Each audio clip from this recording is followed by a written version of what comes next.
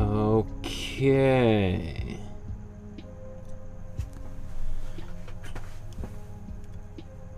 Oh, let's go the other way. So, you guys ready to make a painting?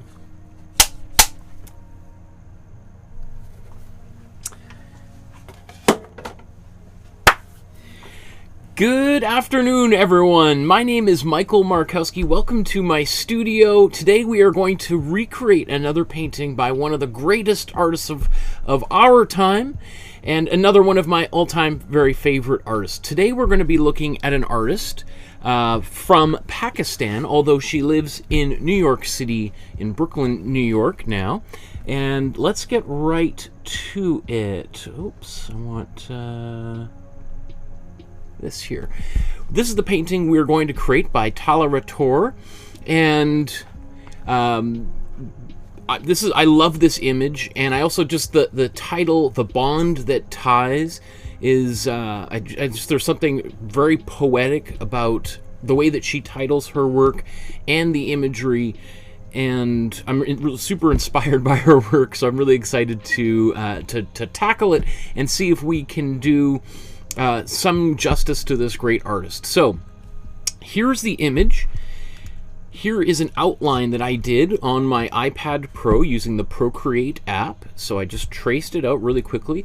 I did expand it. It's a little bit more of a narrow image. We'll see the original here in a couple seconds. So it is a little bit wider than it ordinarily might be, or than the original might be, but that's just so that it can fit on a 9x12 canvas or an 8.5 by 11 sheet of paper, right? So in order to download this free template, there's a link to a Dropbox folder somewhere in the video description below. I think it's right near the very top, and you'll see a list of all of these great artists that we've already looked at. You know, we've looked at Da Vinci's Mona Lisa. We have looked at Batman, Star Wars. Oof, I mean, what I'm trying to think what would be very similar to today. You know, Talha Rathore's work is very different than things that we've looked at, because it's neither abstract. We've explored a lot of abstract art, and it's neither fully representational art, right? Like a representational painting might be Ken Danby's hockey goaltender that we did here, and then an abstract painting might be Marcel Ferrand's totally wild abstract painting. So, I mean, what would you say? I guess maybe Philip Guston might be a kind of something similar, or Ted Harrison. I don't know. Anyways, where are we? We go all the way down here to right here, Talha Rathore, and you'll see there's 3 files inside this folder. One of which is the original, of course, or my sort of edited version of the original, and then 2 versions of the tracing. One's a JPEG, one's a PDF. So, of course, you're welcome to download whichever one you want. And then we're going to transfer it onto a canvas in just a second. I haven't done it yet myself, so I'll show you how I do that. But before we launch into that, I just want to let you know that there's a private Facebook group just for people who are painting along with me, or what's going on there. And it's a great place for you to upload your version of today's painting to the Facebook group. And then once a month, I take a look at all the work on there, and I give some feedback to people, and often lots of congratulations, because I think anyone who's taking time out of their day to make some art is doing the world a great service, right? If everyone was making paintings, we would live in a much more peaceful, harmonious planet.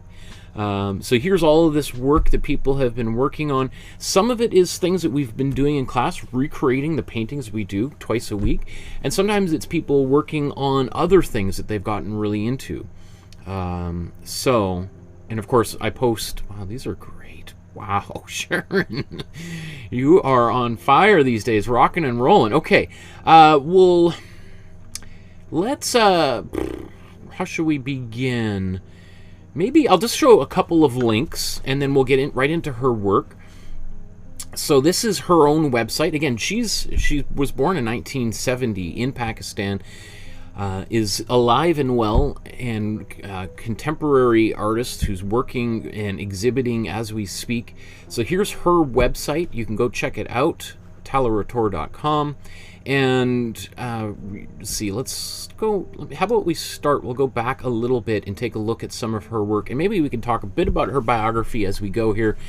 So she went to the National College of Arts in Lahore, Pakistan, and then we're seeing here flying by really quickly. She specialized in miniature paintings, and miniature painting is a form or genre of art that I don't know if there's not really a tradition of it in the Western world so much, but in the East, or at least the way that the West sees the East, or I guess what I mean is the West, sort of people here in North America or Europe refer to Pakistan, China, Japan as the East. Right, and it is a long and storied tradition of making miniature paintings, and so of course that's what she studied when she was in school. And even though some of her works are larger today, I think the way that she thinks about her work and talks about her work and approaches her work still embodies that miniature art tradition. So I mean, you could see. I mean, these paintings aren't that big, and yet they're full of just gorgeous details. And it's also interesting, she talks about her work, or one of the main themes is about like bacteria and the cellular structures, and that, you know, looking through a microscope at her artwork. And I think she would... The way that I sort of interpret it, because I don't want to put words in her mouth, is that sort of her images sort of represent a microcosm of something much larger. This, by the way, is probably my favorite artwork of hers, High Spirit, and I wanted to do this painting, but I was a little bit afraid it might be a little bit complex for people, just with all of the detail in the waves. But this is definitely my favorite piece. I've done an outline. I made the thumbnail for the video, but I kind of changed my mind at the last minute to another painting, which is also I really enjoy. But anyway, this, if you wanted to do another one, that would be... She's done a number of these paper boat paintings. Okay, so that's her work that she was doing in 1995 when she was graduating from university. And then in 1997, she had an opportunity to... Let's see, here's the painting. So you can see it's a little bit more narrow. If I just kind of look at that one, you can see I just extended it by about an inch. Anyway, so she had an opportunity to go to New Delhi and to do an art residency there, and had, you know, time and space to really just slow down from the hecticness of being in college. Anybody who's been to university knows what that experience is like. And I mean, these are just, look how gorgeous these are. That is so beautiful. I love this. I haven't really looked at that one before. I love how this spider web is just breaking there. Anyway, I can geek out on all this stuff. I love the details. The patterning is so gorgeous. And I just think it's what's really interesting about her work is how she's taking these very traditional motifs and patterns and then introducing a contemporary spin to them. Because there are aspects of her work that are indistinguishable from paintings that might have been made 400 or 500 years ago, and yet they're definitely of our time. Like something like this would not have been made 500 years ago, but it looks like almost like a fragment, or like she talks about, like these cellular elements of something belonging to a larger tradition. Anyway, we could look at all of her great work here over and over again. And there's some of these links here. Let's get right into the painting. and we can always come back and during take a little break and come back to her work. So let's do a transfer of the outline onto the canvas. This is I printed off the outline from the Dropbox and onto a piece of paper. You can, in fact, I tend to print out onto a heavier cardstock because I just really like thick paper to draw and paint on, so that's all I have. But it actually would probably benefit you to use a thinner piece of paper for this process. So let's put this as close to... since we have this border, it's also possible that we could extend the top and bottom. Maybe I'll do that so that it's a little bit more, we're going to have an even border all the way around. So to do that, we also want to make sure it's relatively straight. In fact, I may not even trace the outlines in. I might just do that with tape later on. So let's think about this as we start the tracing process. And I'm going to do this relatively quickly, because all of these details, we don't need to capture all of them, because as we start painting this picture, they're going to get lost a little bit, right? So really all we're concerned about is the main structure here of the painting, the composition.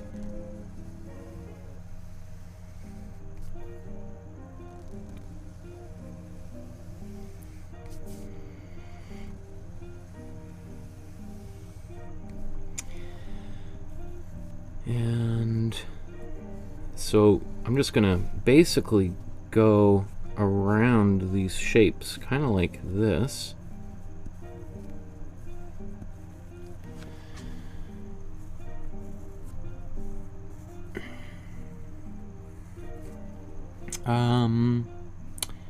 Yeah, I think I'll just keep it like that. I was thinking even doing the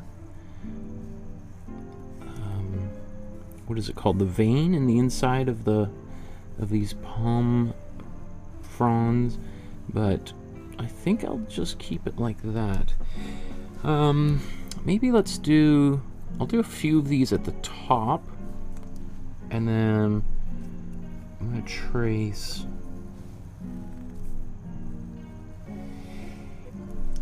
I might use, so let's before I start talking anymore. So that's what I've got on the canvas right now.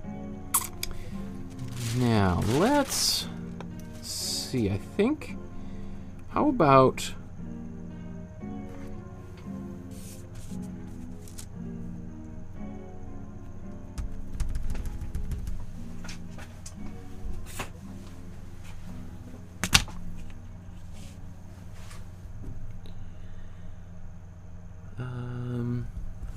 Okay.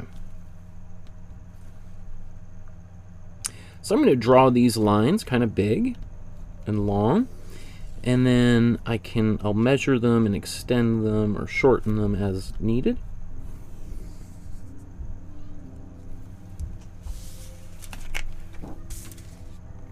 That's quite light. I was hoping it'd be a little bit darker, but again, that's because I'm using this thick paper to do this process.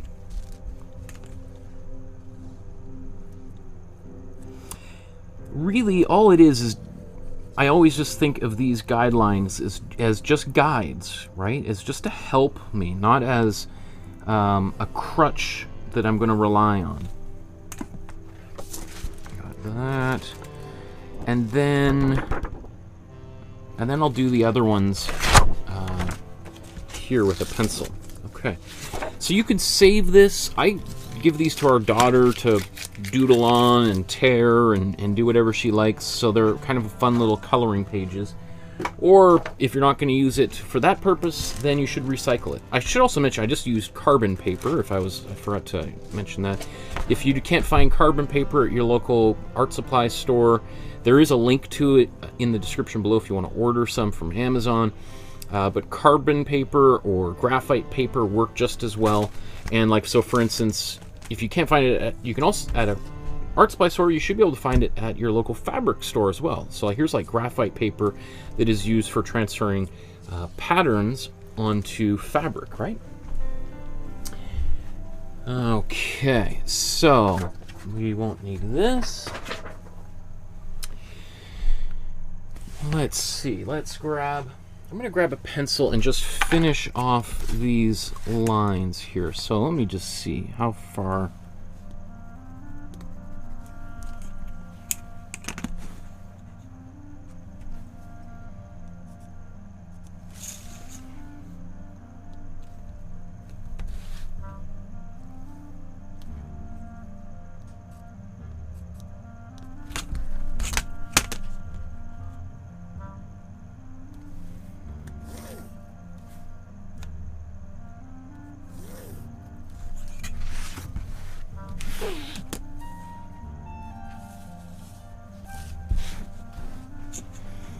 And then we'll launch right into the painting of this painting.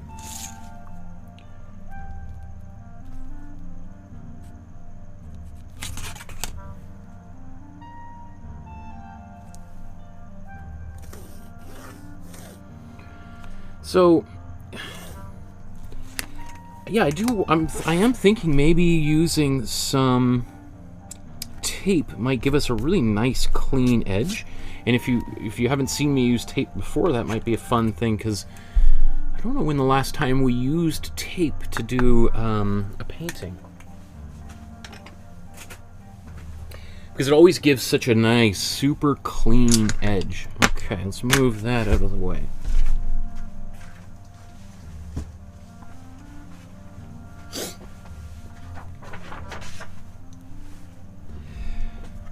We'll keep that tape in case we need it. Now, how should we proceed with this painting? That's the next step here.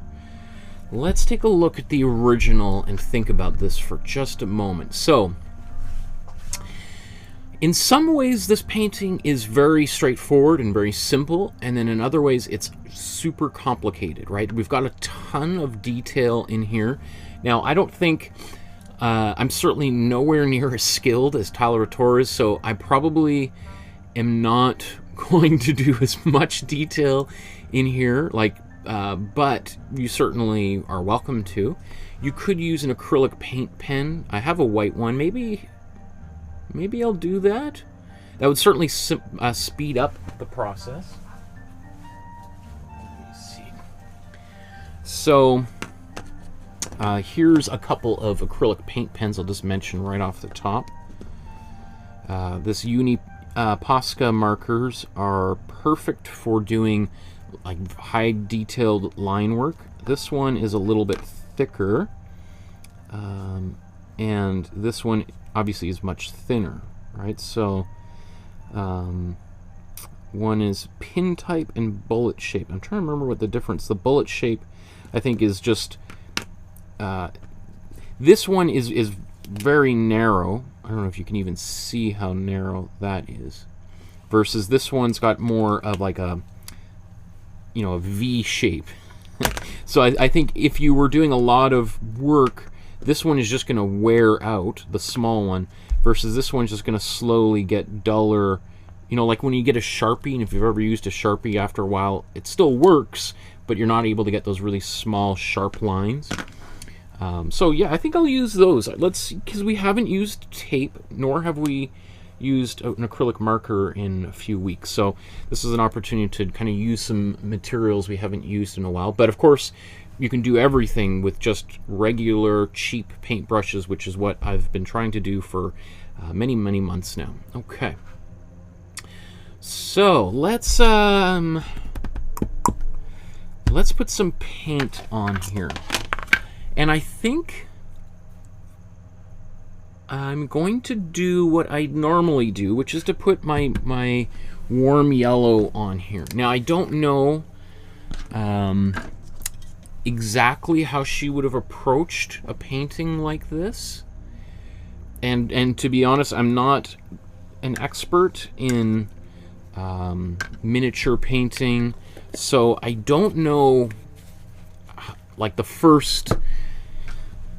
how an artist would approach the beginning of a painting. And I need to get my water. 1 second here.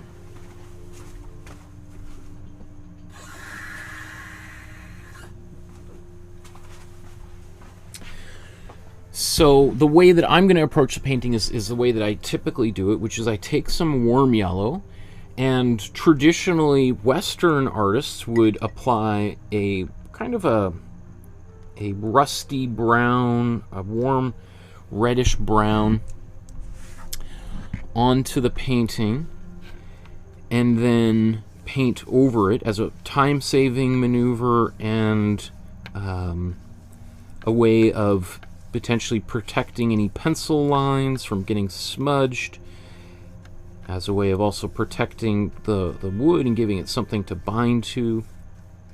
The more paint that's on your surface, the smoother it is generally, and the smoother it is, the easier it is to paint on. And I would say if you're doing miniature paintings, you would want the smoothest surface possible to paint on, because otherwise it would be maddeningly frustrating to paint on something that had a lot of texture, because your brush is going to have to go up and down and over top of all of that texture, and that would just be, for me at least, like, you know, I am not a miniature painter, but when I'm painting something even this size and there's a lot of texture on it, I find myself a little frustrated. So I can't imagine trying to do this if you're painting very, very small shapes and lines and have a lot of texture. So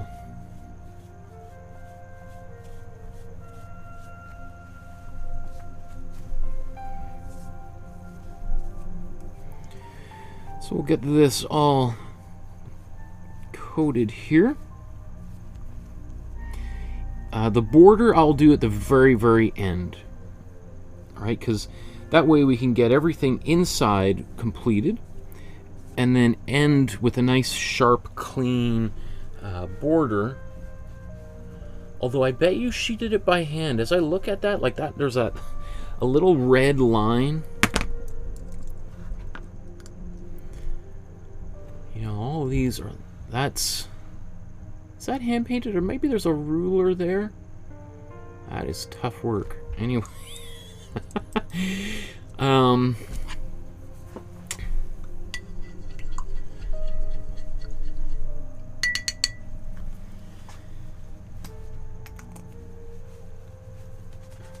Some of these cheap brushes that I got a year ago, because we've been painting twice a week for over a year with the same set of brushes, right? I bought 2 sets of brushes at 2 different art supply stores. Each one was, I think, between 12 and 16 bucks or whatever, and we've made almost 140 paintings using those same brushes. So anyone that tells you you need to spend $80 on a single paintbrush in order to make anything of value is obviously wrong, right? Not that good brushes don't make a difference. They do, and they can make your life a lot easier. But, you know, it's the same sort of thing, like, yeah, you can play great music on a $100 guitar. I've seen it happen. But if you get a $1,000 guitar, it probably would make your life a little bit easier, and it's going to last a little bit longer, and it's ultimately going to sound better for longer, and you're not going to have to tune it as often. Same sort of thing. I mean, it's like anything, right? So I think let's get some paint on here. I'll let this dry, and then if it's not dry by the time we've got paint on the palette, we will blow dry it.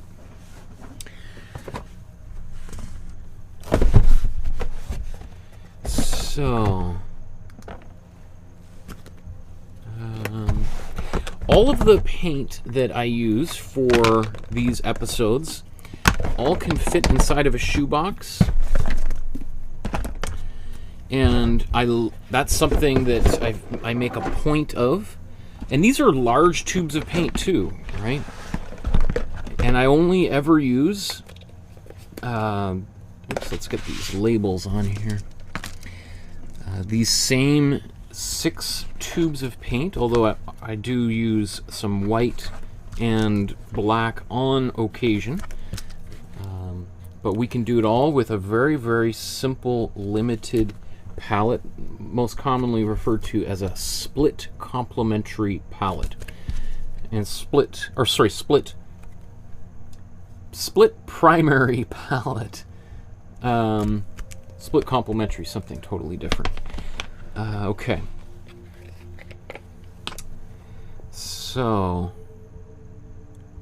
actually, before I start putting all the paint on here, let's think about this. We may not need the cool blue, now that I think of that. We are going to need some warm red for sure. So let's put some warm red on here. I think we're going to use lots of warm red.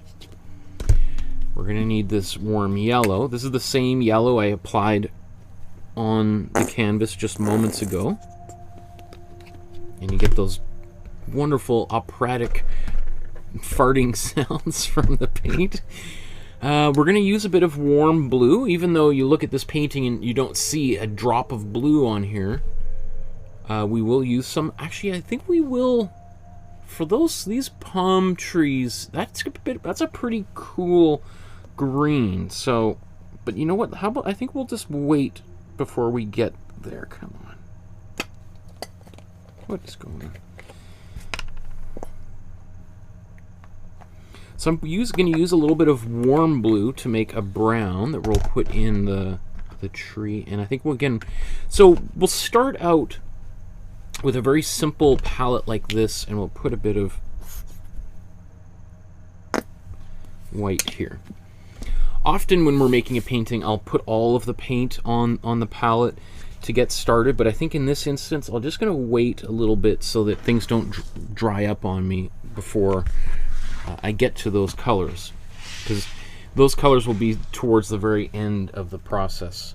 Okay, so I'm going to blow dry this, and that's going to speed up the drying process. So I'll mute the microphone for just a moment.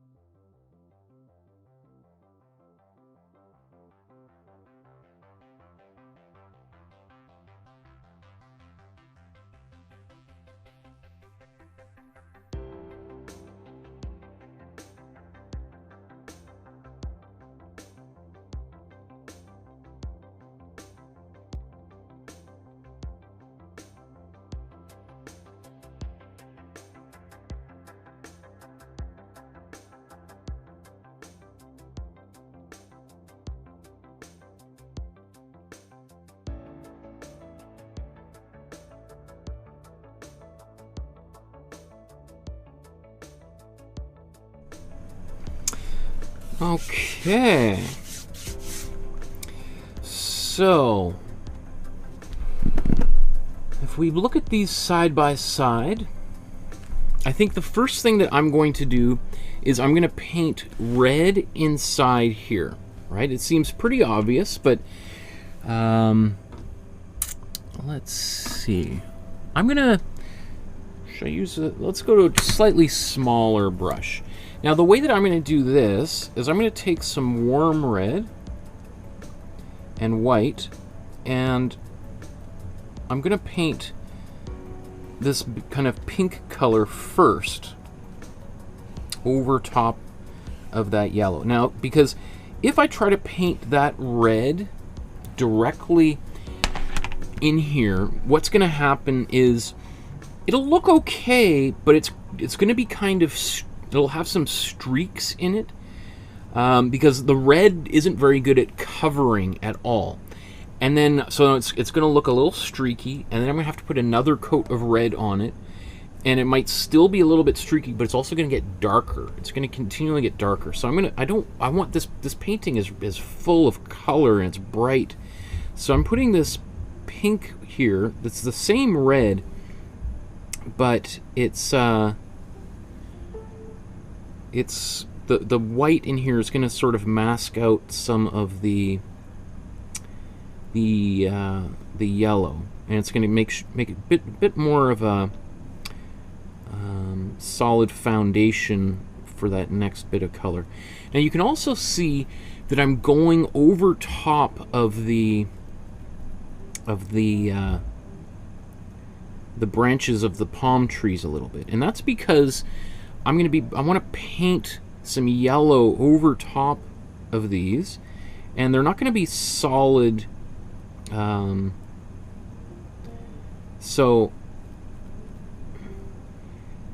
Because if we zoom in, oops.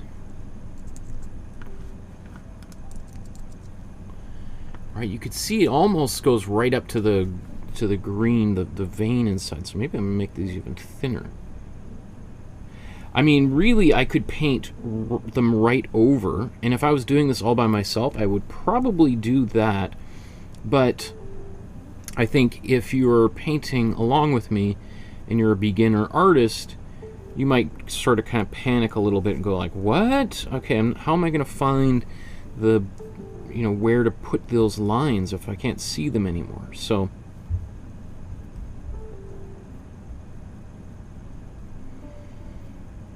okay, same thing when we come down here.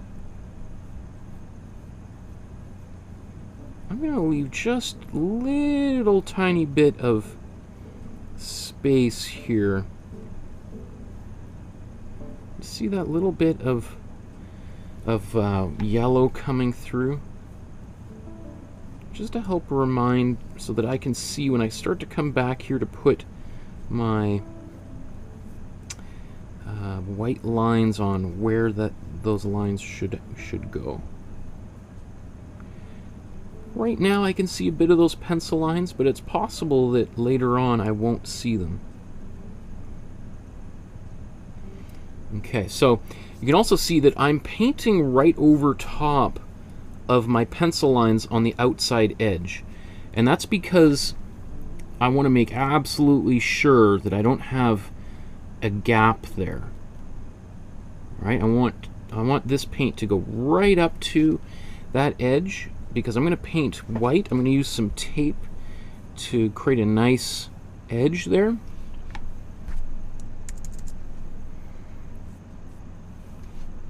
And of course, I'll be able to find it, because remember how I went a little bit higher on here?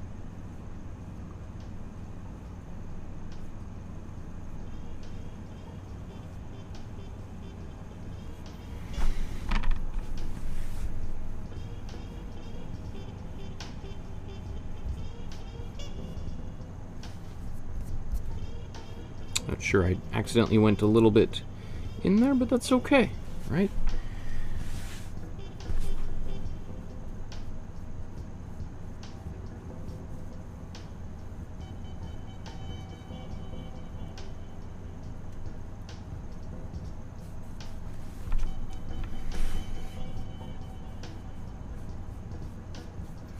Now, if you get a little bit overwhelmed, you could certainly remove some of the detail in the palm tree, so that because again, she's a master of her craft, and she's been painting for decades now, and she's, she does it exceptionally well. We don't have such high expectations for ourselves, so you can, we're just trying to learn a little bit about how to paint, and we're examining a great artist in order to kind of guide us on our creative journey as we learn, which is how most artists learn, by studying the art of the masters. And so this kind of, in here there's all these crisscrossing lines. So again, as long as I've got something like that, I think is pretty good. And again, you can see that I've overlapped a little bit in there. So let's, before I move on, I want to make sure that I've got right here, right down there.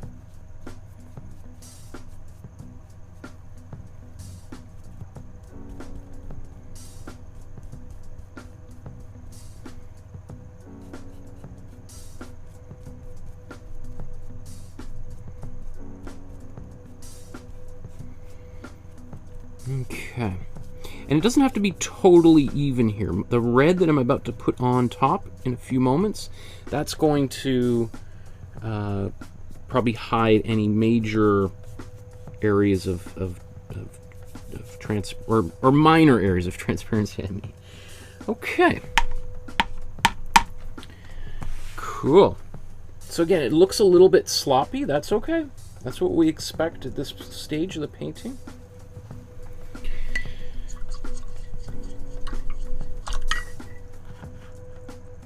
Very cool. There's no one chatting, and usually in the chat there's like dozens and dozens of messages. Maybe it's just my browser isn't showing all of the messages there, but I guess everyone's just busy painting away, right? So, my beverage of choice is Earl Grey tea or English breakfast. Those are my two favorite teas. Or a good chai, but you can't really get good chai from the grocery store. You got to go to an Indian wedding or something to get real chai.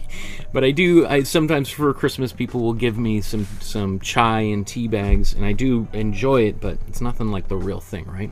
Anyone who's again been to an Indian wedding and had the real chai, it's like night and day. So let's blow dry this, and again I'm going to mute the microphone for just a moment.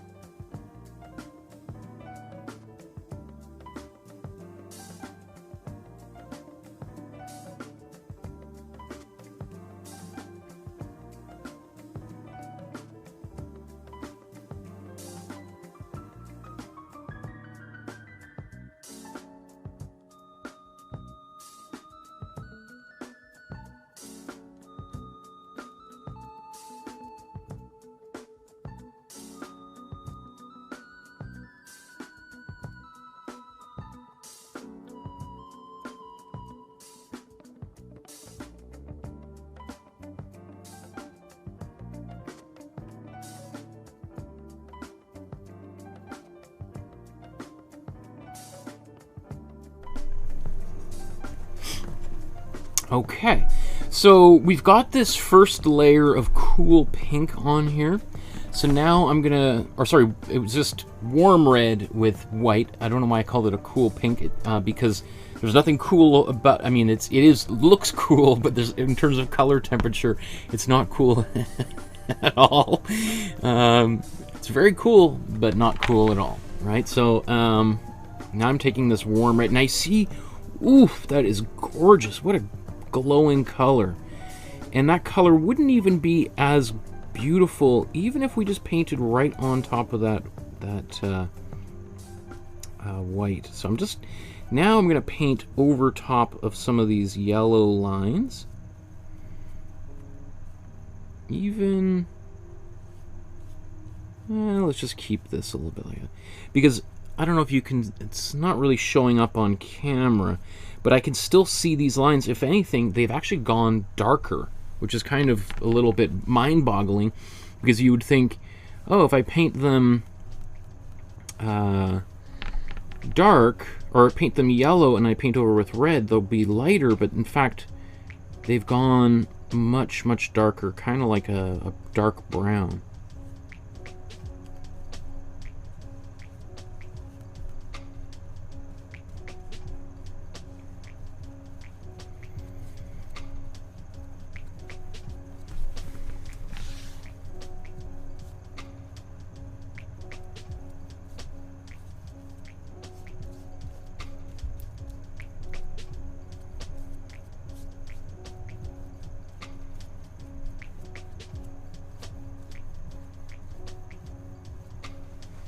Looks pretty good. It is a little bit streaky up there where it gets thinner. Obviously, the thicker the paint, the less streaks that you're going to have.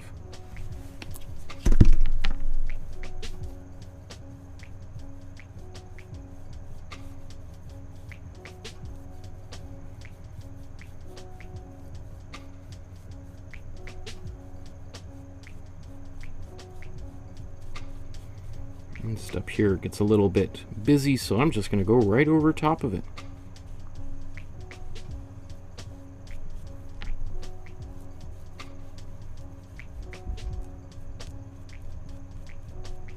I'm kind of impatient, so just like, I'm going to be doing some painting over all of this anyway, so the one thing, I am going to be doing tape over all this area, but one thing, we want to try to avoid big buildups of texture. So sometimes what I'll do is just literally take my finger and run it over these edges, and that helps me ensure that I've got a nice smooth surface to paint on.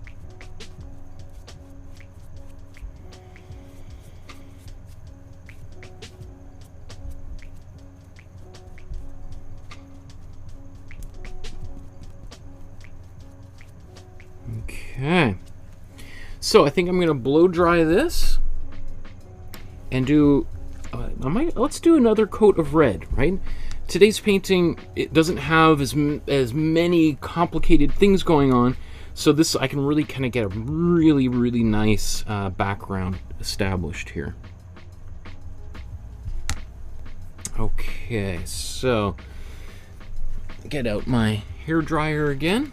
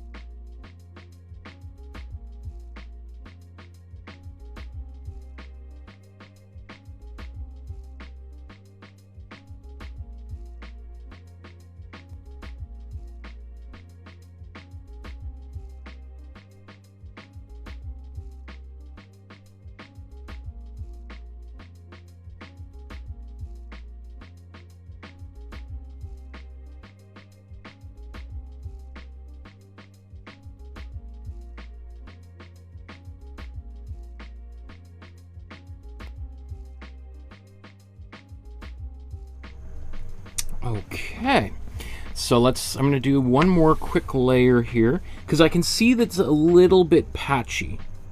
Right now, this final layer here is just going to help seal it all in. Yeah, beautiful. I'm pretty confident on camera that none of this kind of shows up very well at all.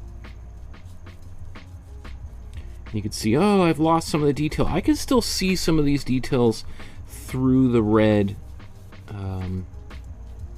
through 3 layers of paint, so I'm not concerned about that. In fact, let's just keep it consistent. What's kind of nice is because I've got a couple of layers where there wasn't any paint, it actually kind of, I got this little bit of a glow coming through, which is perfect, because that gives me lots of flexibility in terms of where I want to paint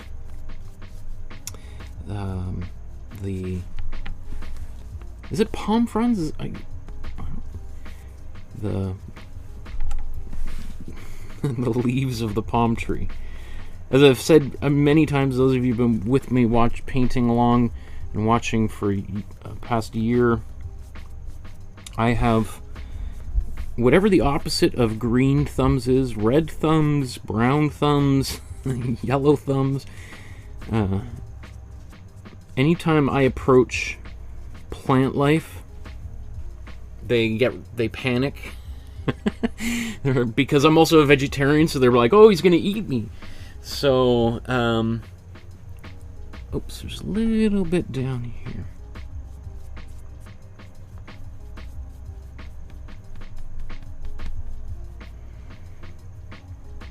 Okay, cool. So that's a nice, gorgeous surface here. Nice, solid red.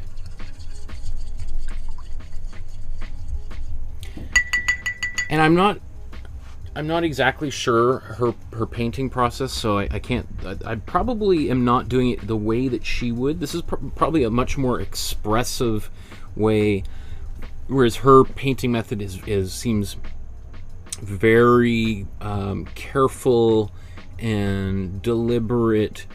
You know, if she's watching right now, she's probably like cringing at how sloppy this is. But again, this is an intro to painting course where I'm just trying to introduce people to how to paint. I'm certainly not trying to try to introduce miniature painting. I wouldn't even know where to begin, to be quite honest. Okay. So I think the next thing that I want to do is paint the trunks of these trees. So we'll mix a brown, a warm brown, and we'll paint this in here. Now there's two slightly different palm trees, and you can see the more I look at this, I'm like, oh, interesting. They're different patterned, right? Suggesting that they're two different species of palm trees, which is really interesting. That's really cool. Now, one of the reasons why I use this warm yellow is you can see that there's this same color that we have on the outside is making its way inside here. So I think part of my question to myself as I'm thinking about this is, wow, like how much detail do we really want to do in here? Because, again, the way that I imagine she did is painted each one of these individual shapes. And it obviously looks gorgeous. That's why we're painting. I've chosen today's painting to paint, but I don't like that. That would take hours and hours and hours to do. So I don't think I'm not gonna do all of that detail, but I'm gonna do my best to do a variation of it that is much more simple. Okay, so I think I'm gonna. I was gonna blow dry this, but I think it's okay to start painting on top of it now.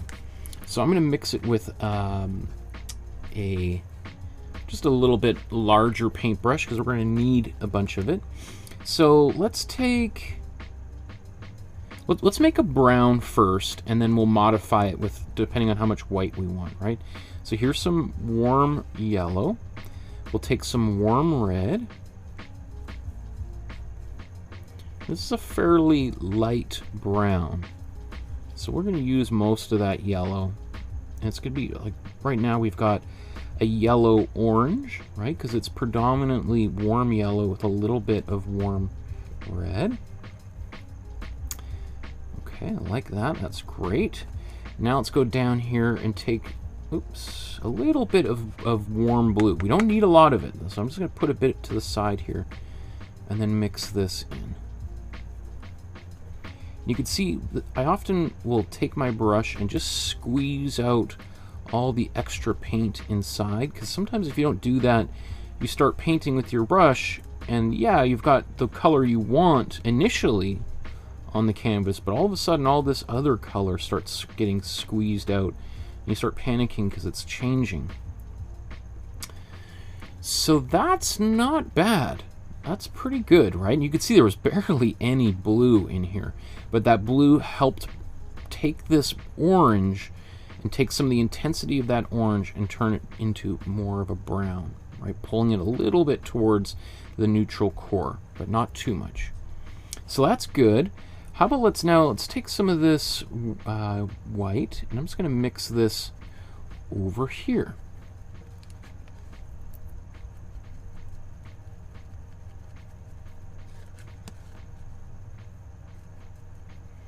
And again, you see how I'm squeezing out this paint, and there's still some paint coming out from deep inside that brush. This is why people will often use a palette knife, right? Because there's no paint that's getting stuck up inside the bristles. That's not bad. This is certainly, I think, good enough to paint for this one here. The other one might have just need a little bit more yellow in it. So how about let's begin here. Now I think I'm going to switch down to a smaller paintbrush for this. And sometimes I like to do this, just take the paint right off the brush itself.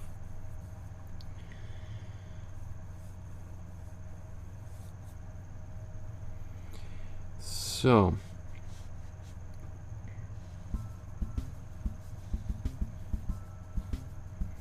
my background's still a little bit wet, so I just got to be kind of careful. I mean, ideally what I would do is just blow dry it, but I don't mind if it's... because it's possible that I might do 2 coats of this brown.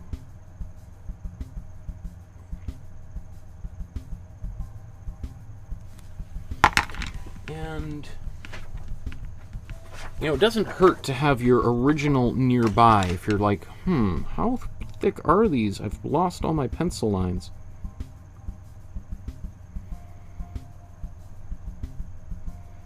And again, I'm just going to go right off the painting at the bottom down here.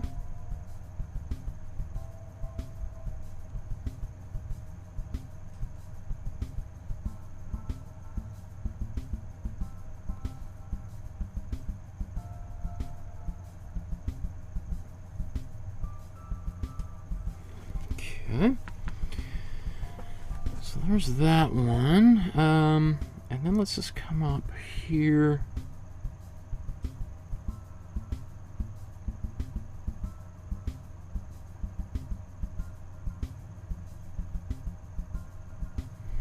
So I think this is a little bit wider. Ooh, there we go. A little bit wider than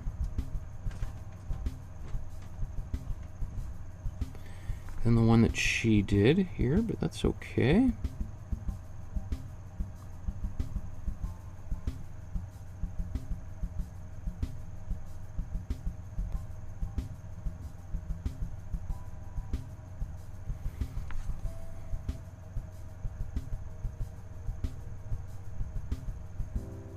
Okay.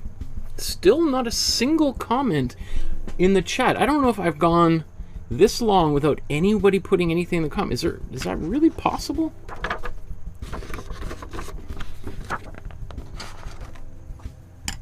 Let me type something in here.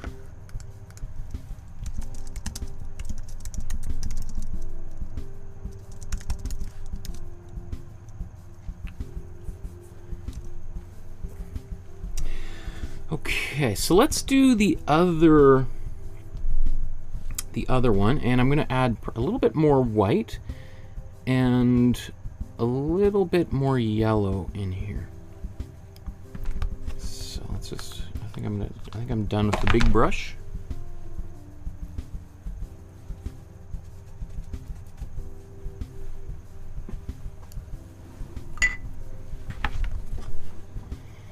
So let's take a bit more white and a bit more yellow.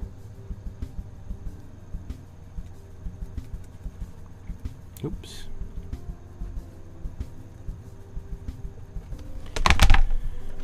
And I'm going to get a little bit more white on here. And there's Shelly watching. Hi, Shelly.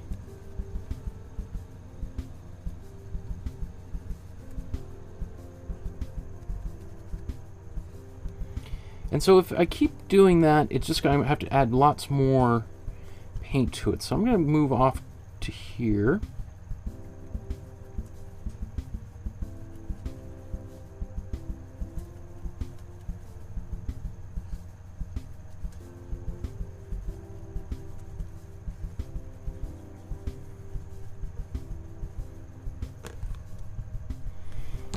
All right, so we'll have a different tree color altogether. And how about I'll just zoom in as we paint in some of this here.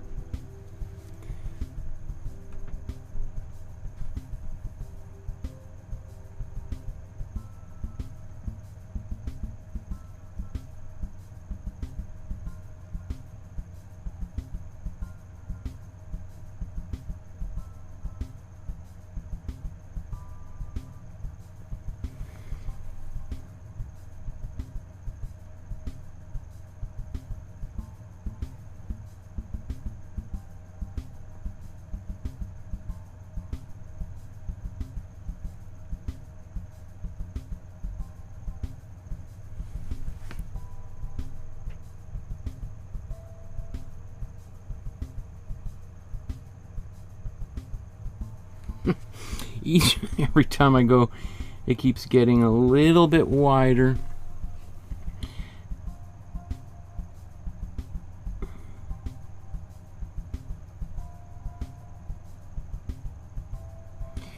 I would suspect that she's not using heavy body acrylics like I'm using, and probably more likely using fluid acrylics. And fluid acrylics are going to get a little bit sharper lines.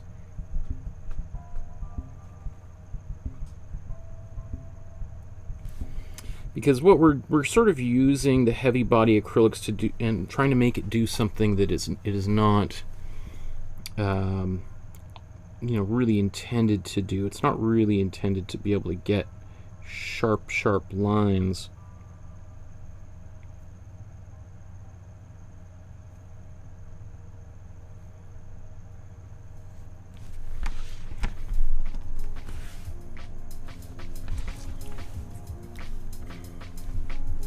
There's some people chiming into the chat.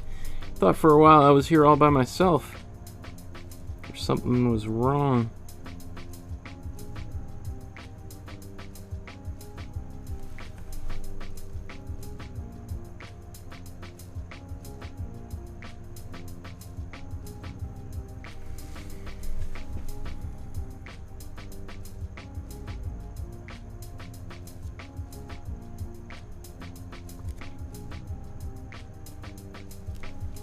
Man, these are, I'm doing a pretty sloppy job here.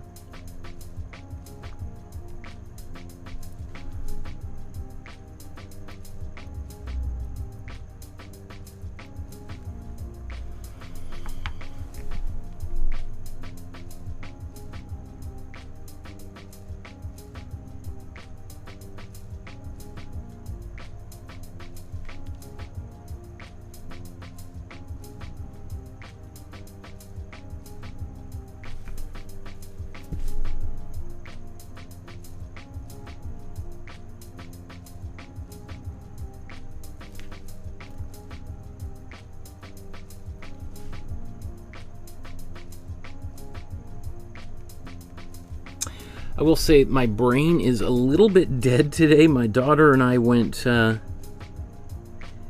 the Vancouver Aquarium this morning, which is newly reopened. It's been shuttered for a few years. I don't even know if it was open. I think it might have even closed before the pandemic. It was having some financial difficulties, and there was a question of if it would ever open again. And then I think an American company bought it. It basically looks exactly the same as it used to, although I think they've gotten rid of the orcas, or killer whales as they're maybe more commonly known.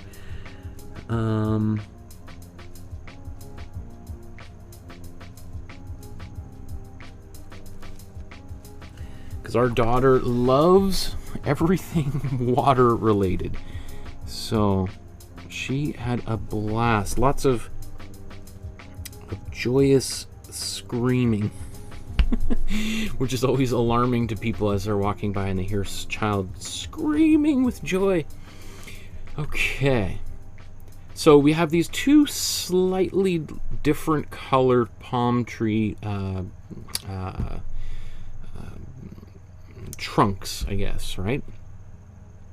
And then now we'll let this dry for a moment, And then we're going to paint in the leaves on the palm trees, right? So just get some of that.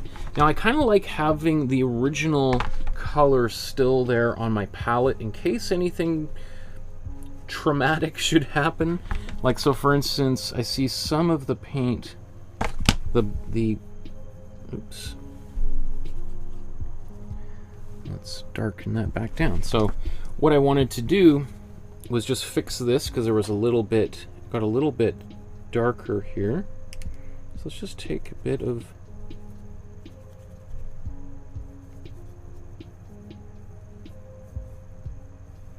some of the red base layer had come back a bit.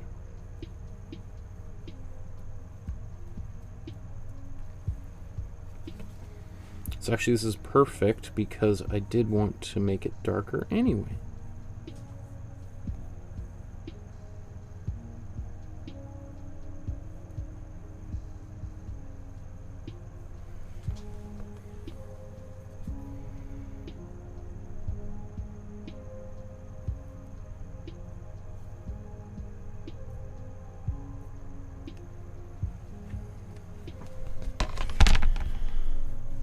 Okay, awesomeness.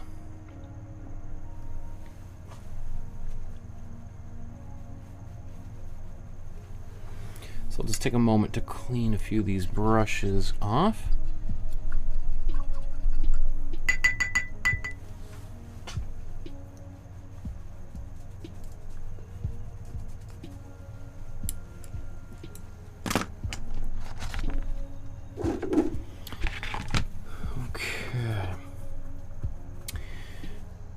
So I think now is where I'm going to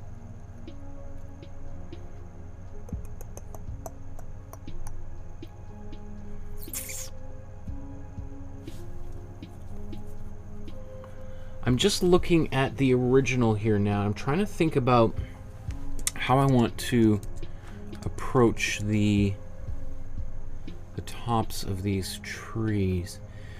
So there's it's a little hard to tell also because this is pixelated. This is right from her website.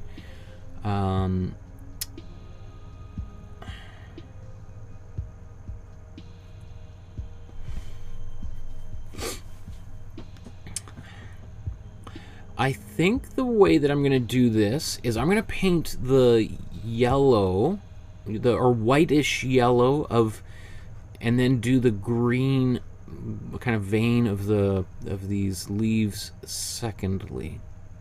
Okay, so, and I think I'm just going to use the colors that I just have down here. I don't, because they're going to be such tiny brush strokes, I don't think that color is going to be, if anything, we could just add more white or a little bit as we go. So in fact, let's put a bit more white. So this is kind of like we'll be able to practice a bit of there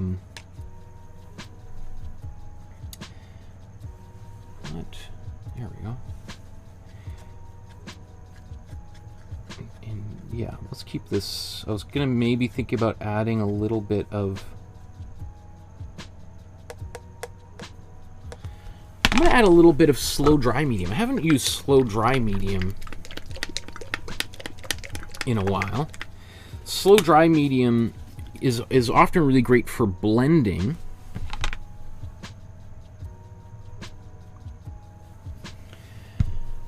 But the other thing it does is, because it slows the drying time of paint down, it can get a little bit, it makes the paint a little bit more fluid, and obviously it's not going to be so sticky here on the canvas. Maybe just take a bit more. Oh, that was a lot. Didn't need to put that much on there.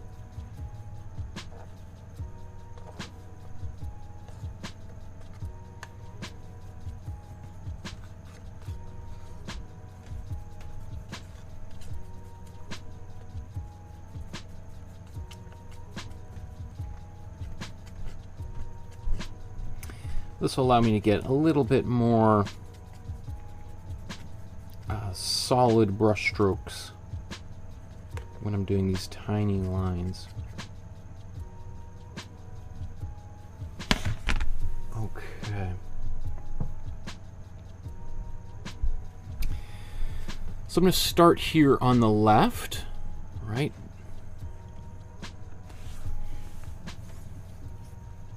And I'm just going to focus this, make sure the camera's nice and focused.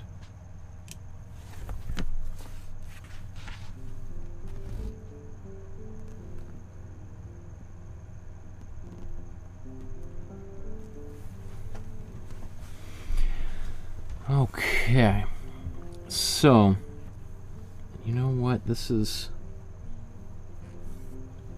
still a little bit wet, so I'm just gonna go slow here.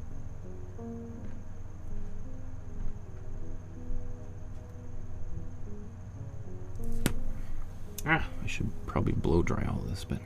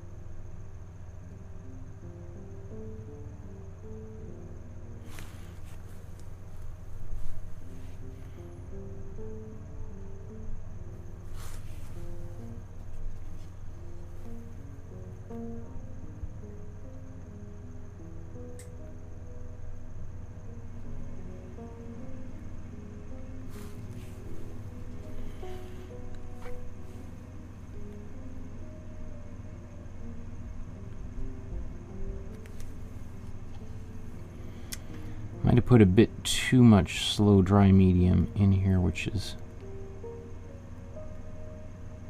making it a bit more transparent than I would have liked, but that's okay.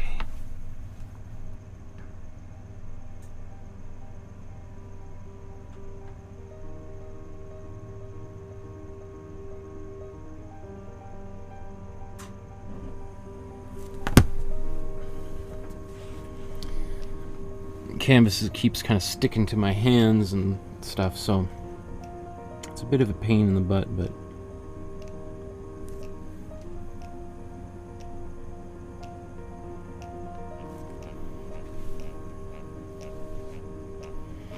and you know, you could see I'm not being too worried about making the most gloriously perfect lines here.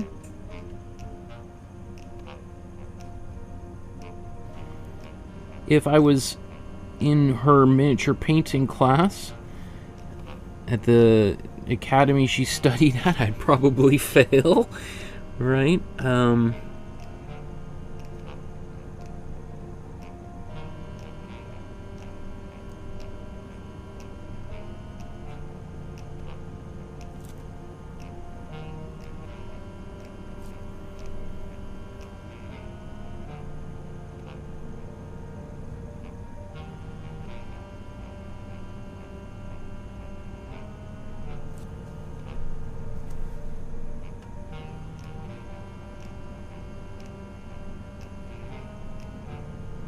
I also have other colors of these acrylic paint pens, which I could use as well, but I'm not going to. I want to just see if I can get as much of this painted as possible. I think you could see when some of that shadow comes in. Can you see how my pencil lines are still visible there?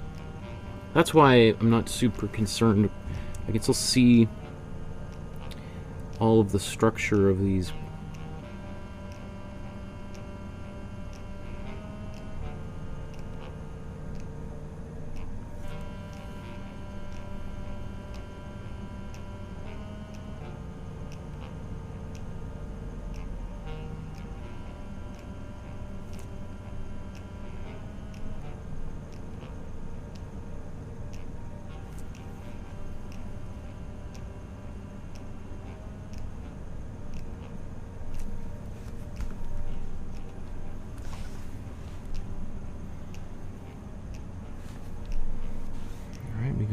another one. Where's this other one? Oops.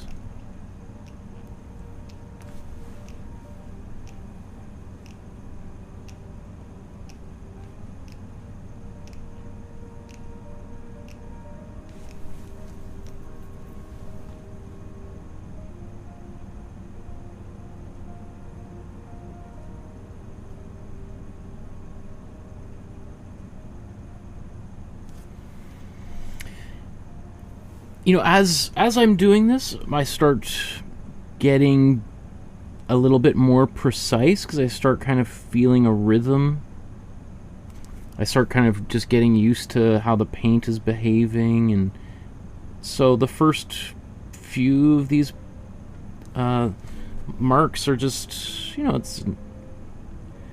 aren't as good as I get better and better, which is not surprising. Right, if you've ever had to do something, bake a cake, the first time you do it, it's a little sloppy, and then you get better, and you do it again, and you do it again, and you keep getting better, and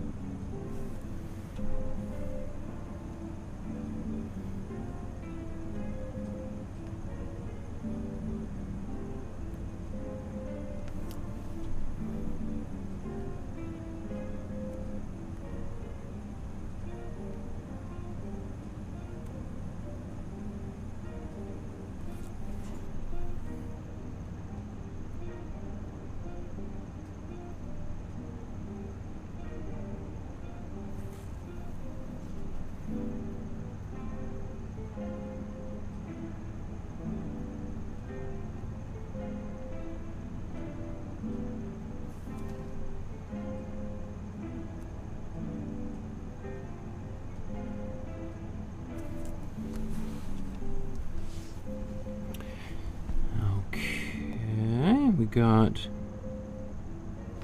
maybe it'd be helpful just to outline where these other ones are going to go there.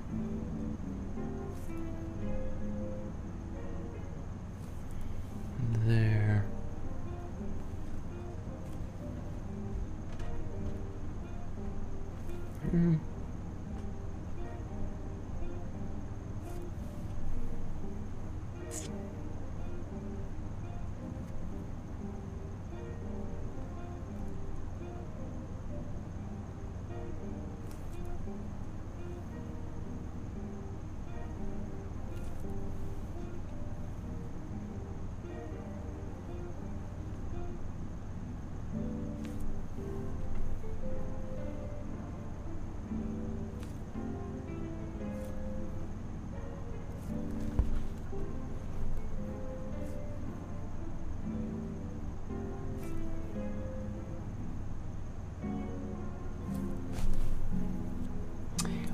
I just realized my palm trees are much higher than they were supposed to be. Right? They're...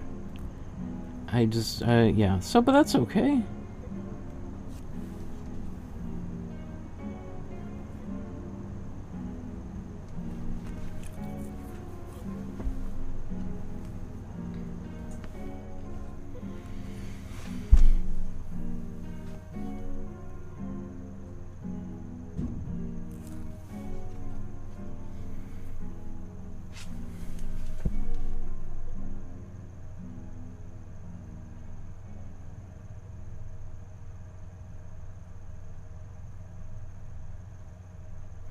One thing I like about the way that she did these palm trees is she really allowed the palm trees, the branches to mix and kind of crowd one another.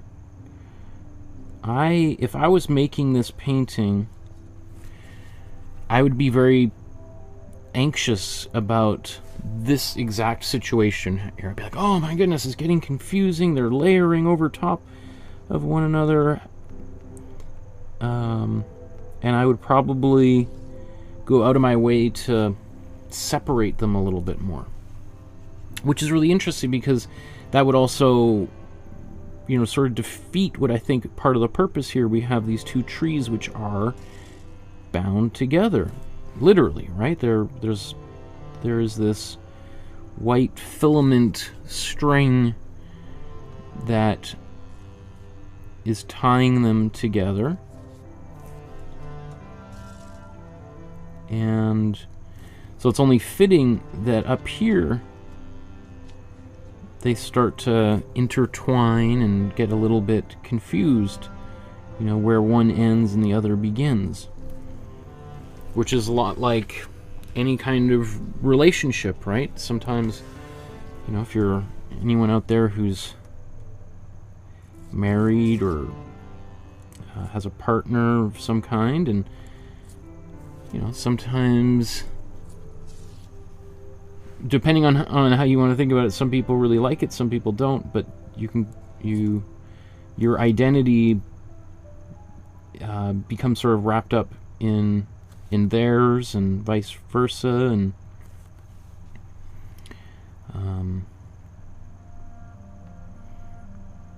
for some people that's a great thing. I love it. I like being in a married to my wife, but I know some people really value their individuality, and I don't know. Even though I'm married, I don't really feel like I've lost my individuality, but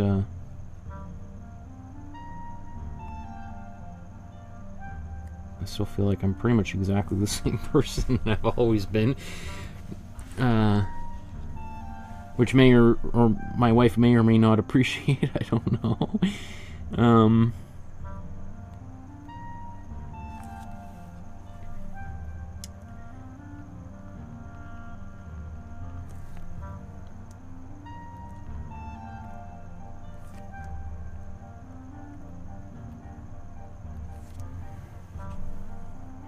It is interesting the way that Talha painted this painting, even though, like, again, my trees I kind of squished a little bit higher into the corner than they originally were in her painting, but they are still like right up into the corner.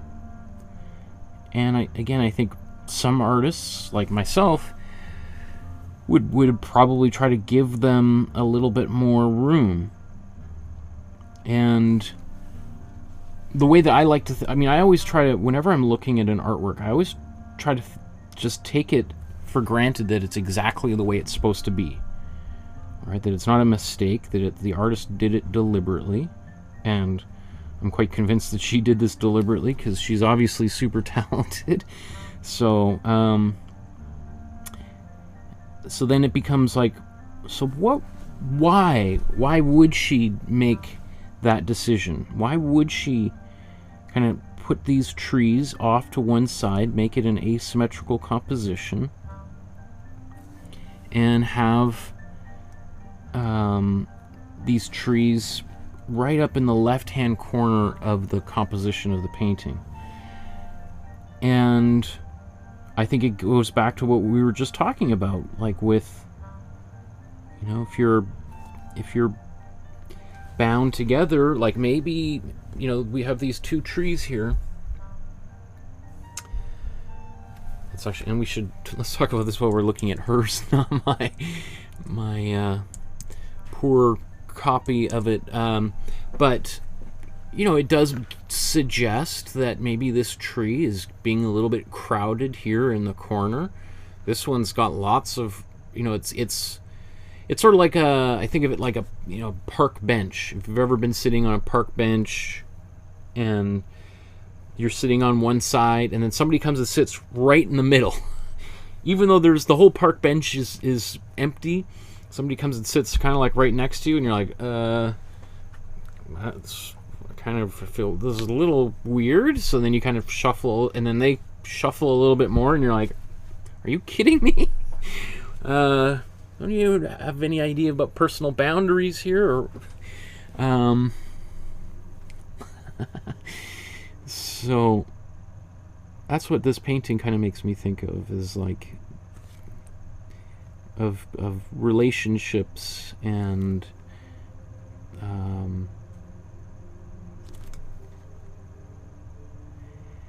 you know, so there's maybe that's one interpretation, that this tree is crowding this tree into the corner. But it's also possible that maybe they were once over here, and this tree, because they're bound, is pulling this tree over to the side. So there's always, you know, it's not necessarily that this is the tree that is pushing, but this one could also be pulling.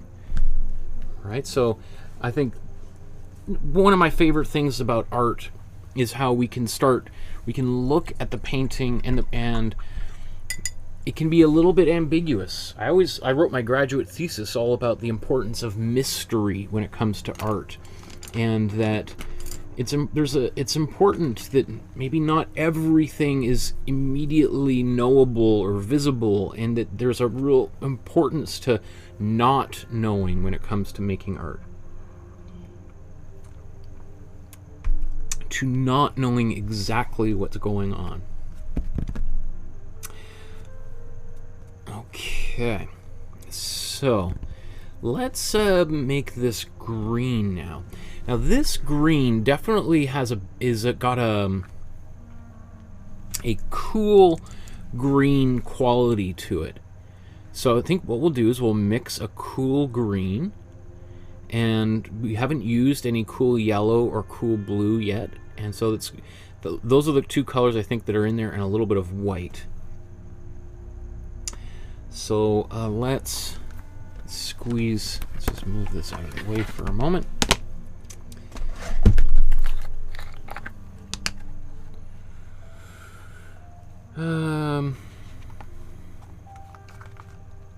Oh, I didn't expect to put that much yellow on there. I didn't think there was that much left in the tube, and then it all just came right out.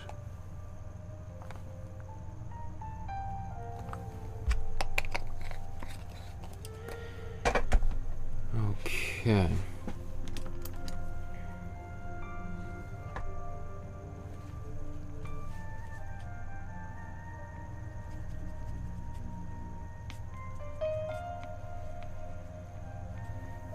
So let's look here.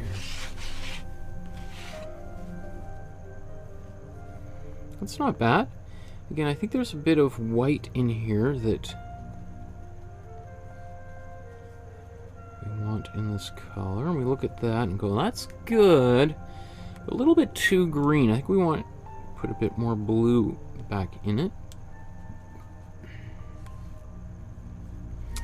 And that white takes this blue and cold blue and cold yellow, just gives it a bit more of an icy kind of quality, like you know, chewing gum kind of, was that spearminty kind of thing. Let's go just a little bit more blue.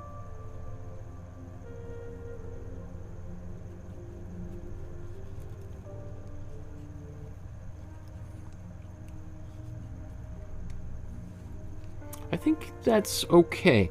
It doesn't look exactly like what we have in the image, but I'm going to paint this first, and then I might do a slight darker version that I'll go over top of the center vein of each leaf shortly afterwards.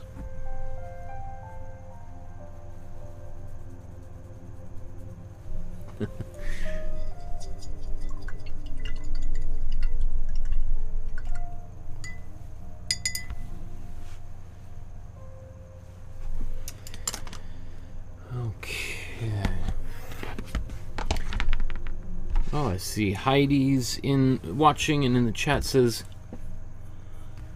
Heidi says, sorry, Michael, as we chat with our hands, it's hard to chat. So speaking of the Vancouver Aquarium, the last orchid named Biosa died at SeaWorld in San Diego shortly after being transported there. Oh, was that recently? You know, I do know that, you know, the aquarium, or really aquariums around the world, it is kind of controversial. Some people say there should be no aquariums or any zoos. I know my wife is, she won't go to a zoo. She doesn't really believe in them, and has some pretty strong feelings about that. I don't, it's so hard. I mean, it's, you know, I was thinking about this today while we were there, because they've gotten rid of, it's mostly just like sea lions and otters and then like small fish left. It's hard because I don't really want animals to be in captivity again. I'm a vegetarian. I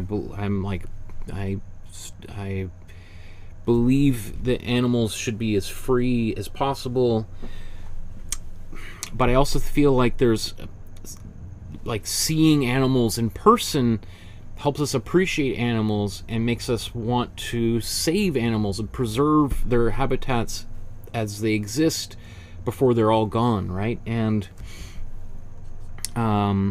just seeing how excited our daughter was, it's like, wow, that makes me feel like because she's never seen an otter or a walrus or any of these big animals before, and just seeing the look on her face, the eyes, like we got pretty close up to some penguins, and I mean, I wish I could share some of those photos. Maybe I can transfer some photos. It's just like the most adorable thing you have ever seen. Like how so I'm just saying, it's like, you know, kind of, I wish there was a world where everyone cared about animals and we didn't have to have them in captivity. But if there's even a few people who get, you know, motivated and inspired to want to protect animals because having visited a zoo, I guess that is a good thing, right? Because my fear is, you know, one day we could find ourselves just reading about animals in textbooks, you know, and, you know, I'll be this old guy saying, yeah, there used to be animals in the ocean, now it's just plastic. Oh, goodness, right? Okay, so taking...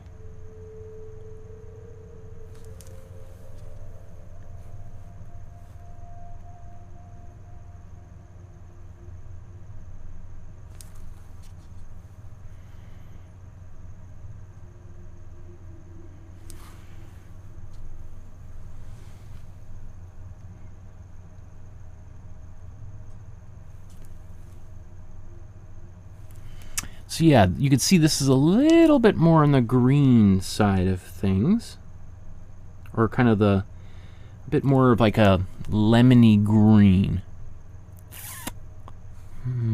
I don't mind it just yet. I think I might do a couple. Yeah, I think I'll paint for a little bit with this color.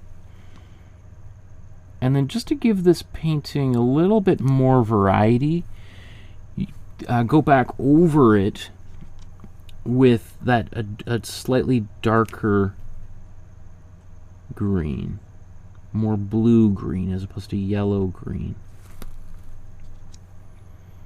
And I always think the more variety you can, you know, put in the painting, the better.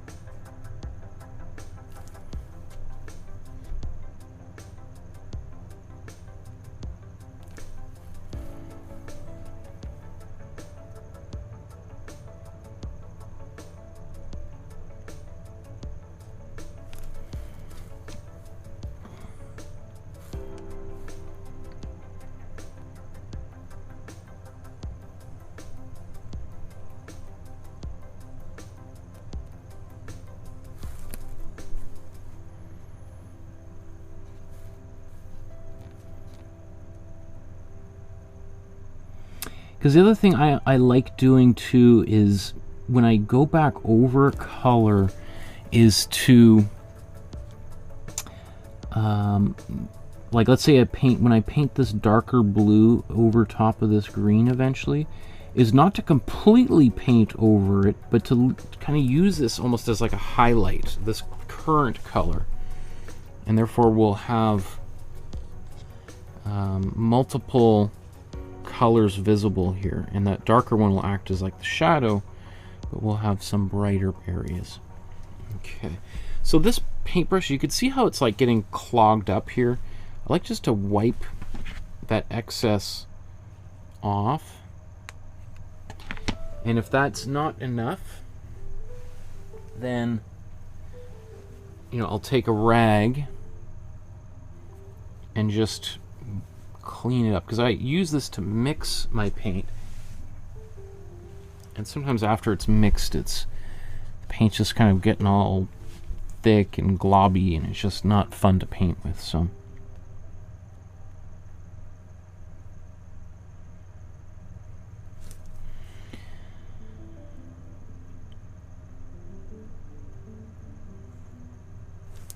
I'm not going to paint every one of these yellow things over, just maybe like every third one or something, right?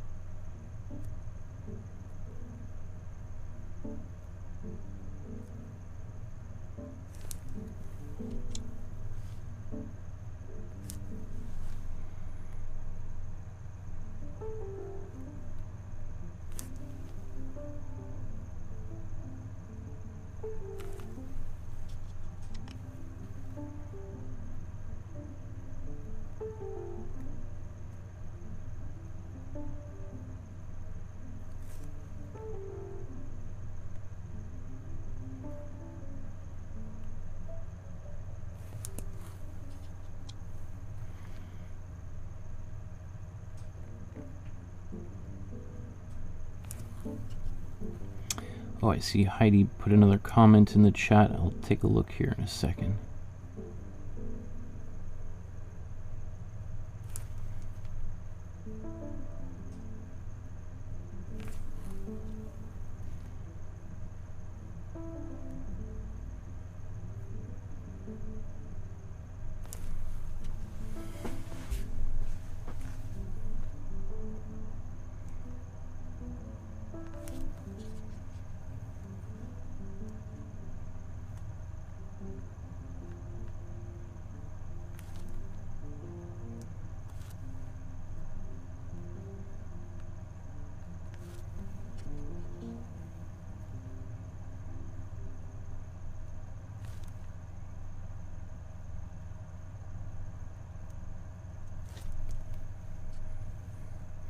So obviously I'm going much faster here than I did the initial lines.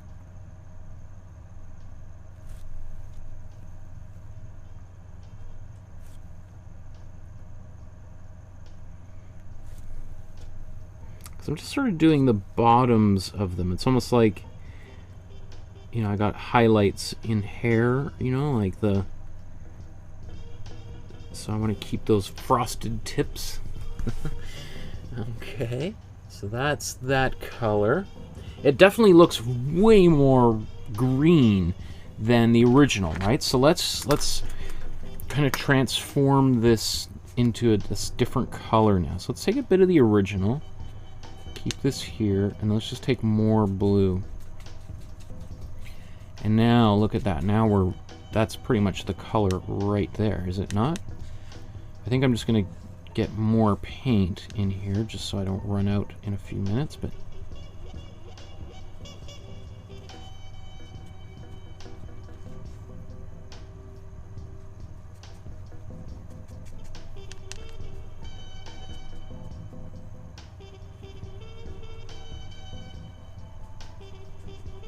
so I'm just kind of mixing a couple different versions, so I can kind of bounce around a little bit between them.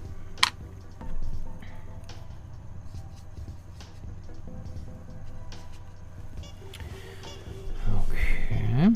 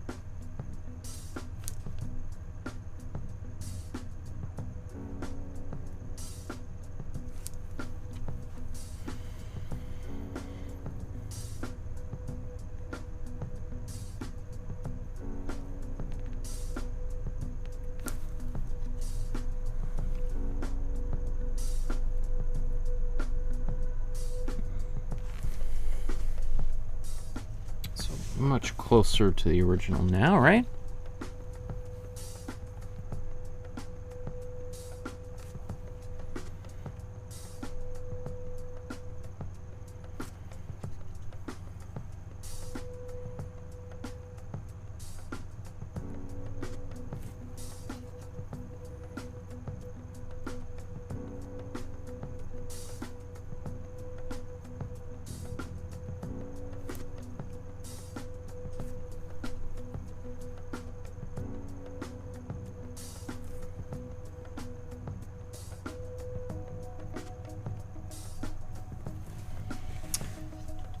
Oh wow, lots of comments in the chat. Okay.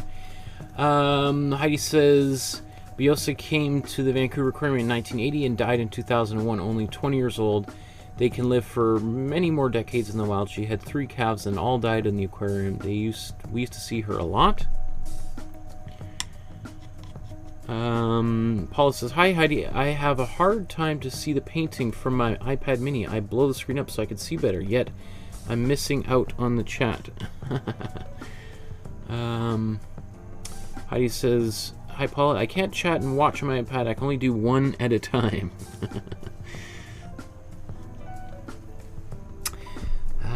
Everyone is busy painting or watching. That's good.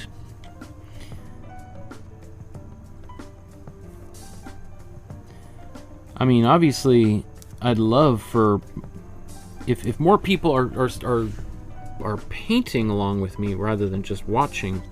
That would make me really, really happy. So if that's why the chat is quiet, then that's a win. That's good. Now you can see as I build up some density here, it's getting much darker, which I'm not too happy about. It's definitely, you know, she is a master, and she's managed to kind of, I think I'm being a little heavy-handed here with the way that I paint it. Maybe I shouldn't be painting quite as much of this bluish green in. In order to get closer to her version, or you know, her painting, which obviously we're trying to study from. But I don't mind the way that mine's turning out either, right? And that's always, it's always important just to remember that ultimately you've got to make a painting that satisfies you, right? So if it's turning out the way that you like, but it's diverging from the original, that's okay. I mean, at least in this case, right? I mean, obviously you might be making paintings, other paintings, you know, based on photos or whatever, and you want it to look, you know, as close to the original as possible. So there's cases where that might be true, but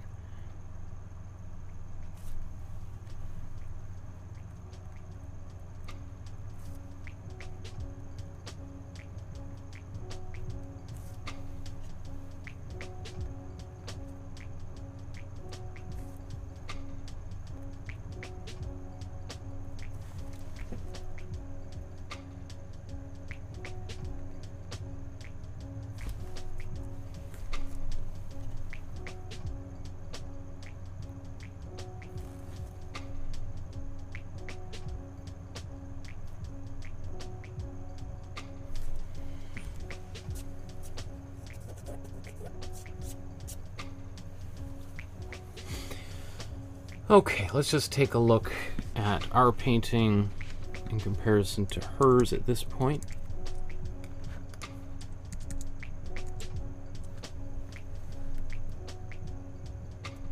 Okay.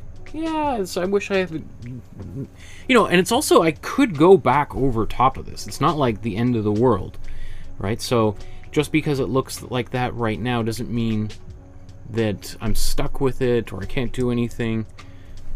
You know, there's plenty of, I mean, maybe I will, but let's get a little further into the painting before I start trying to fix anything, quote unquote, because maybe by the time I get closer to finishing the painting, something that I see as a problem right now will actually be something I really appreciate and like about that painting.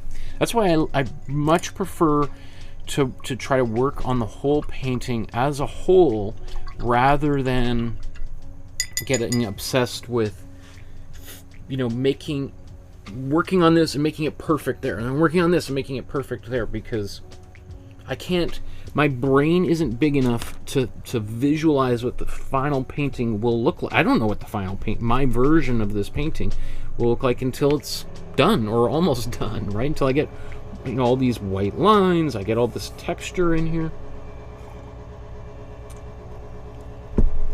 So speaking of which, all of this, how do I want to go about doing it? Because that's a lot of little detail. Huh. Well, and then how should I approach it? So there's two ways. What I would do is either work my way from the top and work my way down, or work my way from the bottom and work my way up, right? Did I do that right? So work my way from the top down, or down up. Now, let me just think. I think it probably would be easier to start from the bottom and then work my way up. And I'm just looking at this color.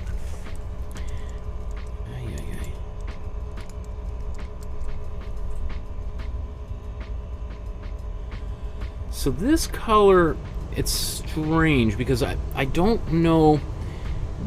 I have a feeling that,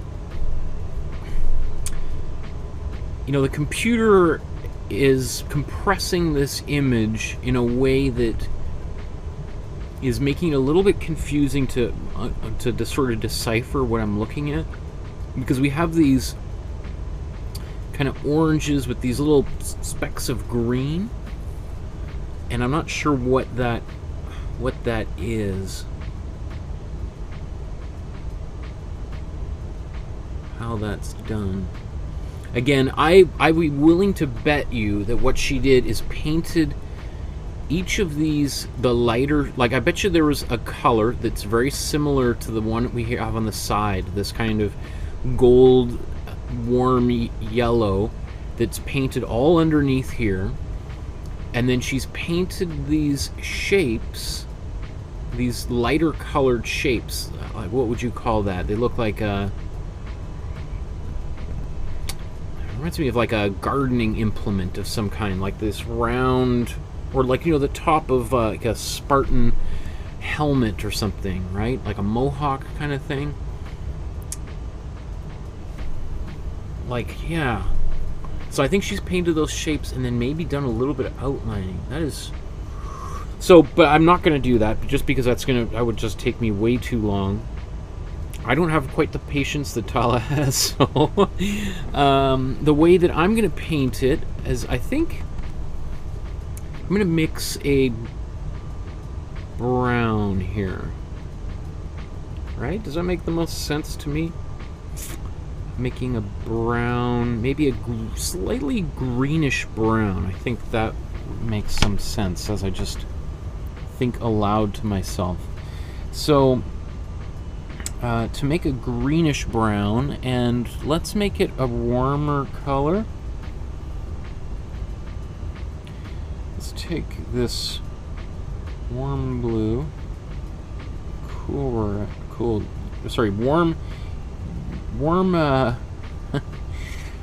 blue, warm yellow, and we're out of warm red, so let's get some more of that on the palette here.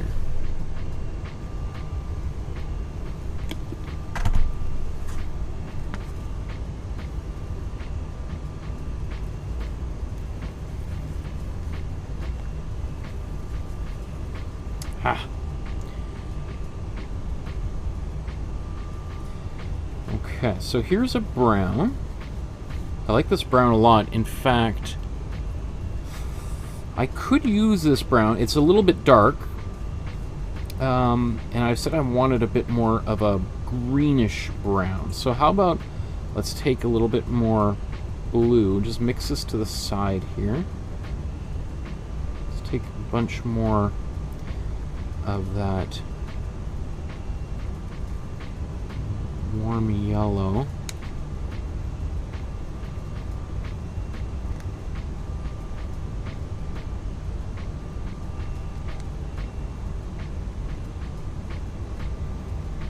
Alright, so now we have this kind of a greenish brown.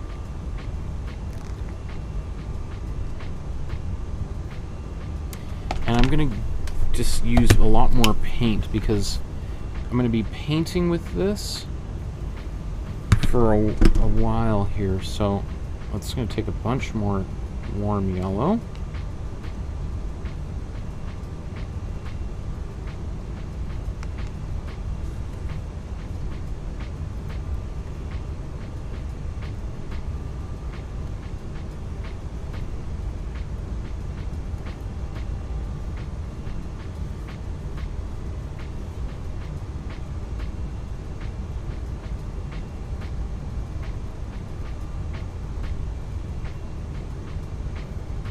Takes a bit of white in here.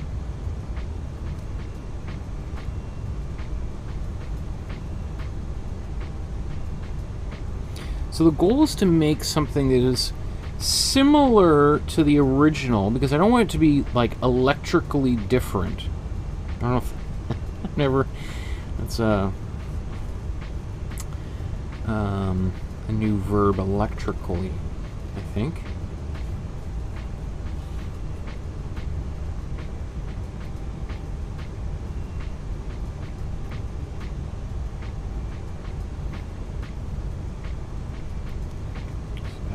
Bit more red in there. Let's take a bit more white.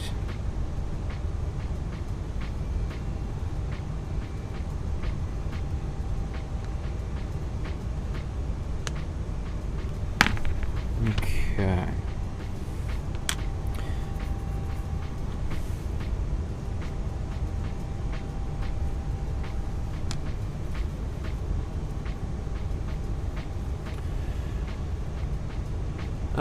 Shelley says, I've been working on a new painting for a couple of days and I can't wait to post it to the Facebook group. I love watching you while I work. Good to hear. Like, Shelley, that painting you posted, the kind of windy shoreline is pretty amazing. You're on a roll these days, so congratulations. Awesome to see. So, oops, I want to do this, and I'm going to work my way from the bottom of the painting up to the top.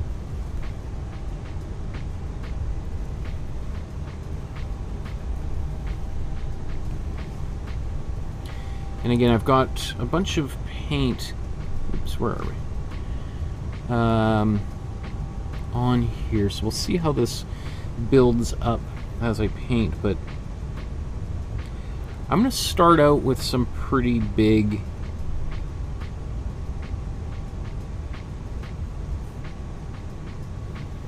lines here, and then as I go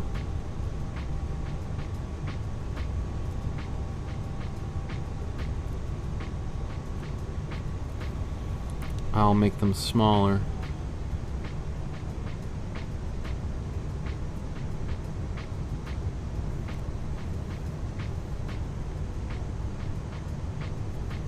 Even then, that's almost still a little bit too dark. I could put some more white in there, but I don't mind it like that.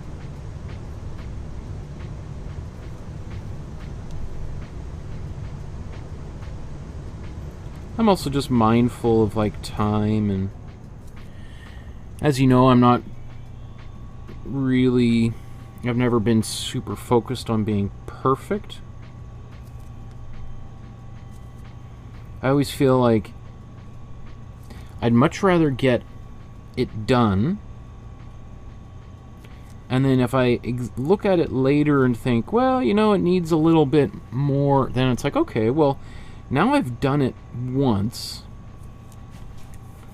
then I kind of know how to do it again, And this time it actually is exciting because I can kind of take a different route, right? If you think of it like going on a road trip or something, right? You're like, okay. Like for instance, my daughter and I today, we went to the Vancouver Aquarium, and I bought a membership. I was like, well, it's pretty expensive. It was like $42 to go one time for an adult. And I thought, well, we'll probably come back here. It's like $73 or something for unlimited year-long entry, right? So I was like, well, and our daughter's she's just 2 years old, so she gets in free until she's 3. So it's like, well, we'll go in, and if we want to look a little longer at some things that we haven't seen today, rather than exhausting ourselves, and then let's just we'll see what we need to see today, and then we'll come back and see everything else next time, and that'll actually make it exciting because we won't have seen things. And I think about that when I go on trips, vacations, and I always make a point to go see museums whenever we're in whichever city or town, and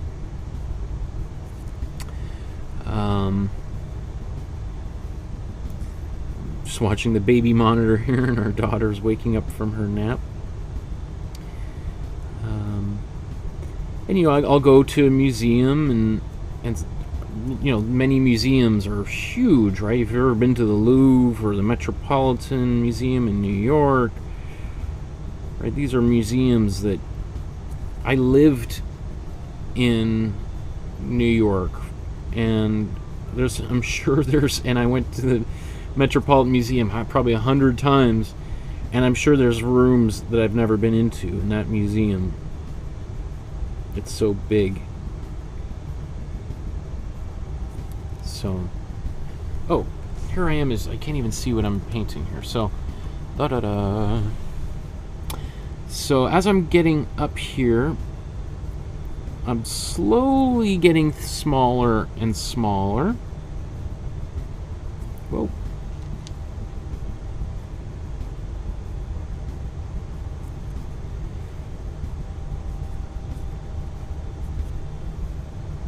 Just wipe that right away. And I left a little bit of residue, but if I wanted to, I could just take a cloth with a little bit of water in it and get rid of it, but I also don't mind it like that.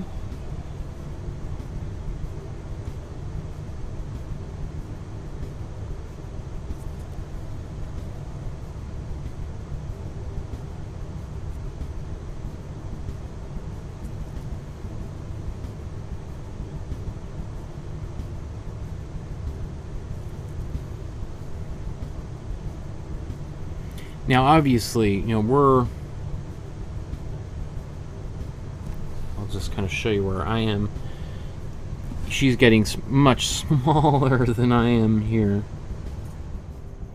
because she's also one of the great living miniature painters, miniature artists of our time. So, I mean,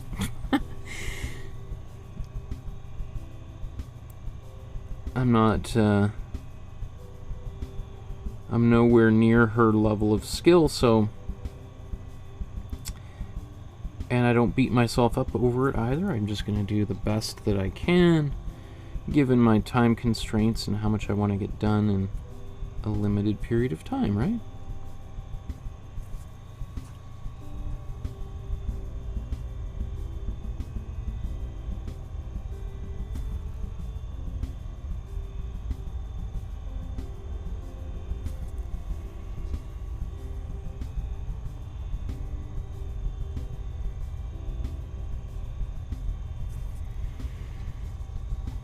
I mean, the discipline involved, like when I think about her making any of these paintings, any of the paintings we looked at the beginning of the episode,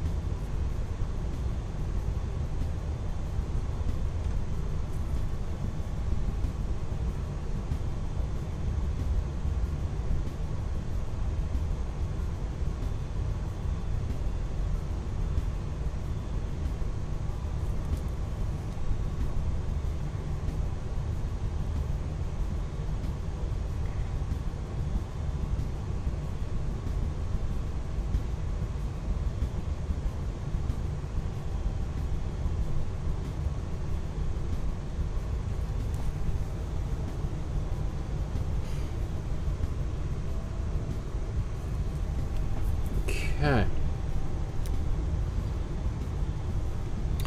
So that's one. And I can still see this is where those white lines are going to be. I can still, I don't know if you can see if I hold my hand over there. You can see those 3 lines that I drew in there. Okay, so let's zoom it back out. And I'm going to, actually I'm just going to clean that brush off.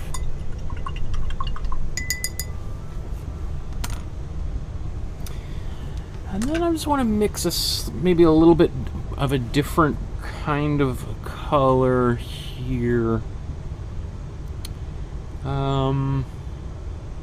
This one's maybe, let's put a little bit more blue in it, I think. So I'm going to put this over here and let's take a helping of that paint.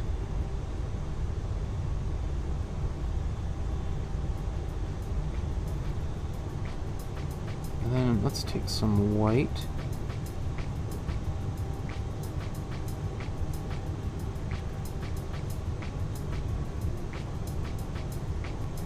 Just this way we've got we'll have a different color, because that tree trunk is a little bit, we colored it differently anyway, right?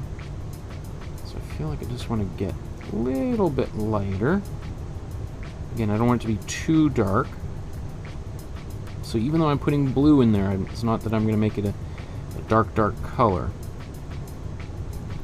So it'll be just different enough. So we have a different shapes.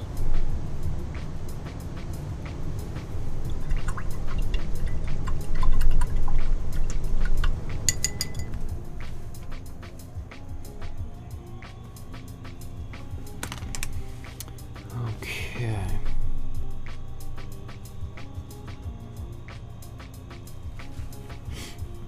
Let's go down to the bottom.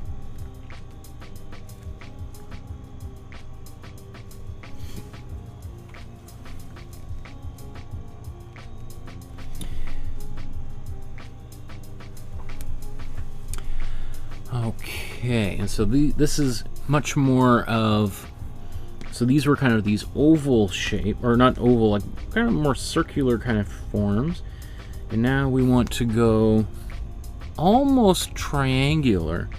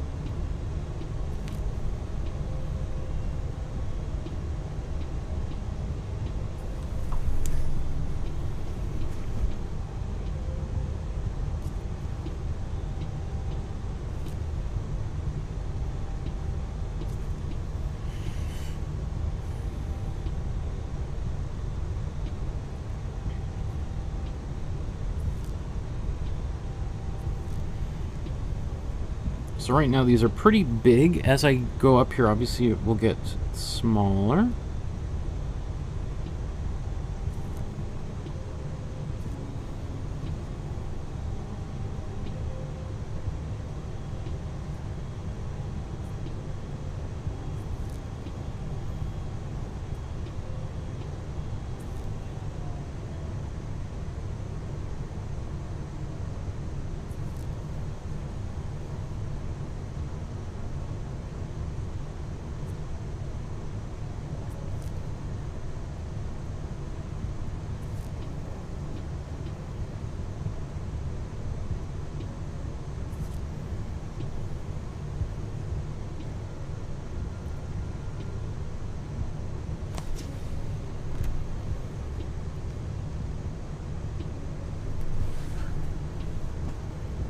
We can see there's those lines. I'm still gonna climb up still a little higher here.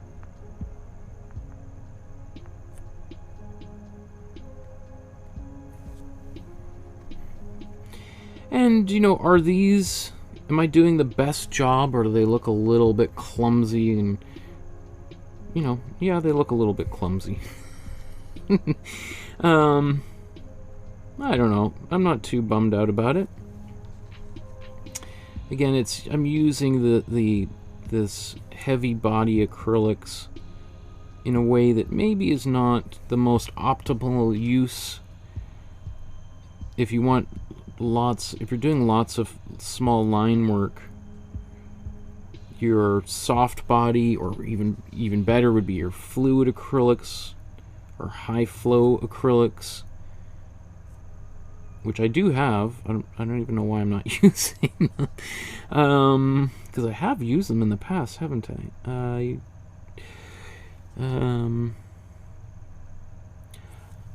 I do think it's just like, I often, it doesn't, I guess because it just doesn't bother me if it's not exactly perfect and super clean lines.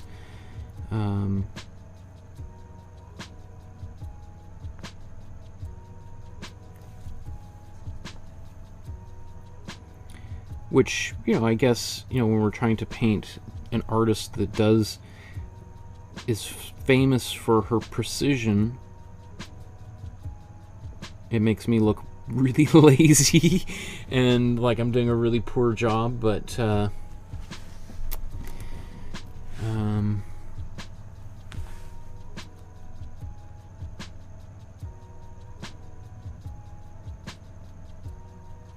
don't know. I always, again, it's what's your goal whenever you're making any artwork, or is it I mean, obviously I'm not making these to sell these paintings, right? That would be fraud, or, you know, I'm not trying to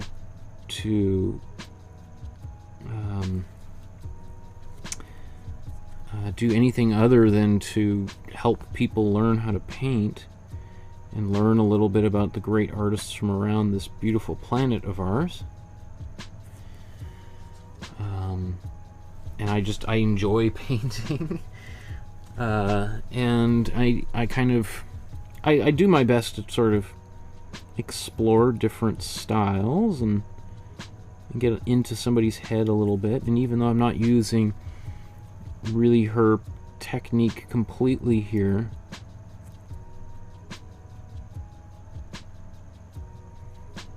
I'm pretty happy with the way it's turning out. The other thing too is,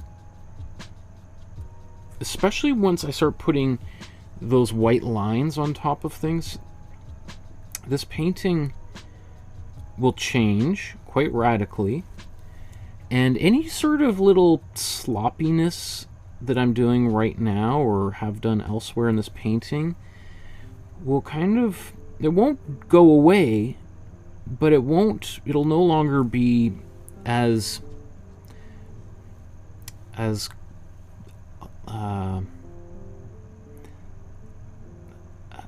noticeable, I guess, as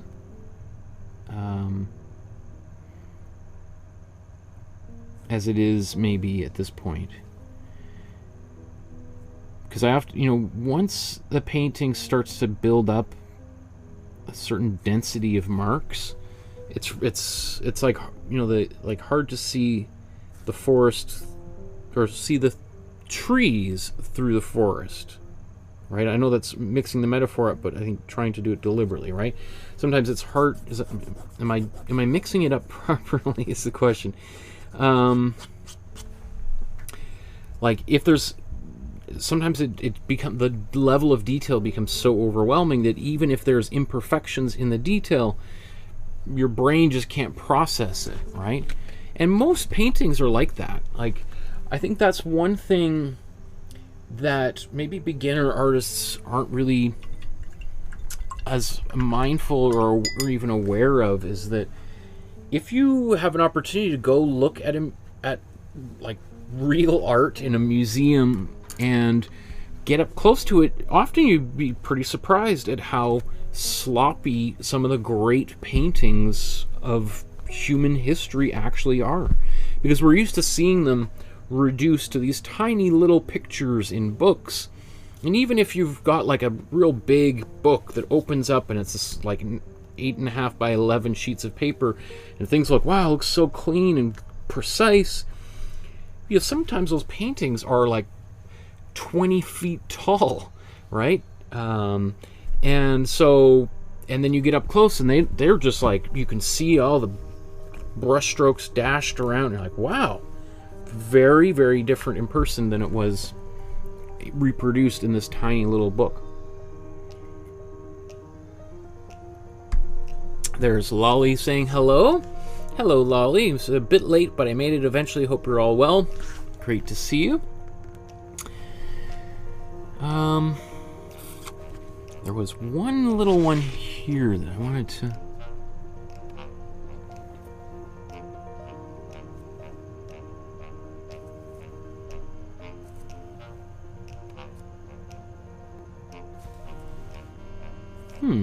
It's a slightly different color than I used, but I kind of like using... Oops. It's kind of neat putting just a little bit of a different color in here.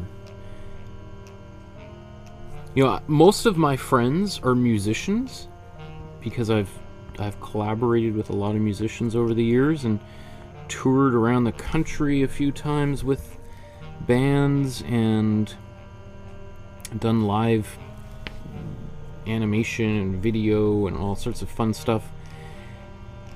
And musicians, you know, like as in like jazz, I'll talk about, if you make a mistake, just do it twice and everybody thinks you did it deliberately, right?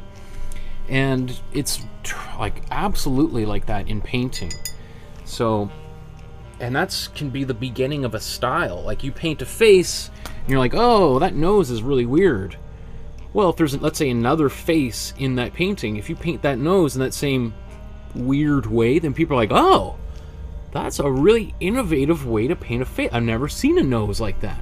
And it goes from being this like catastrophe of how just completely ignorant you are and incompetent at painting faces to someone who's got a totally unique take on the human face, right? And what could possibly be better than something brand new that people haven't seen before, right? So there's always in the mistake the potential for something groundbreaking. I remember I had a teacher who always say, a mistake is just something, how did he put it?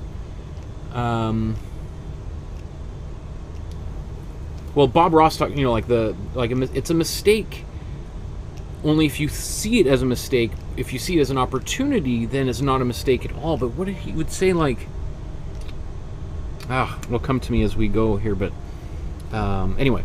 So the next step is how we want to paint these white lines. I think I'm pretty satisfied with the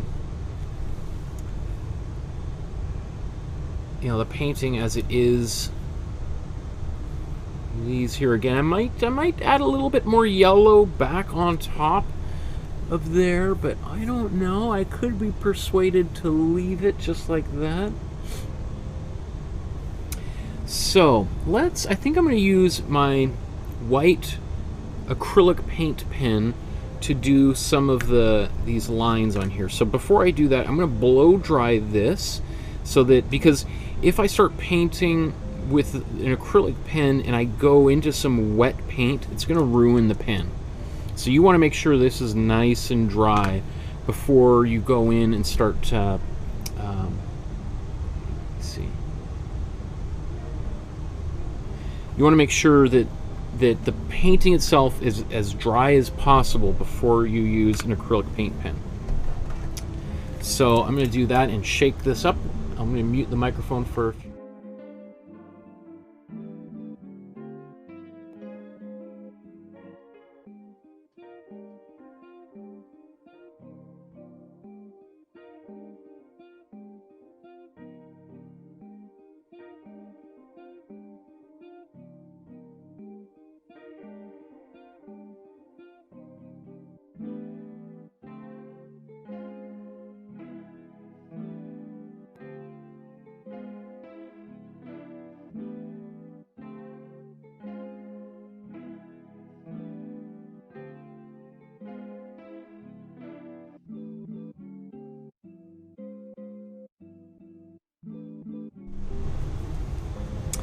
Okay, gave it a good shake. Let's see.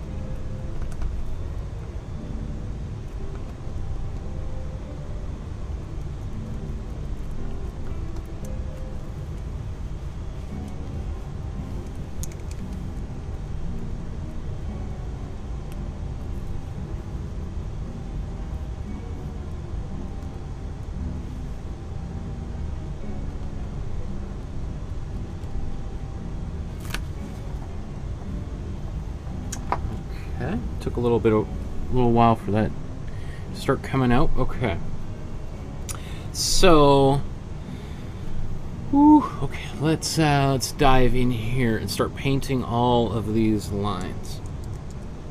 And obviously, this is going to save me hours by doing it this way, and it's going to look much cleaner, almost to the point where it can look too clean, especially compared to some of these brush strokes. Right, so I can see. Can you see those lines there when I have my hand over there? All right, so I'll just move this up here.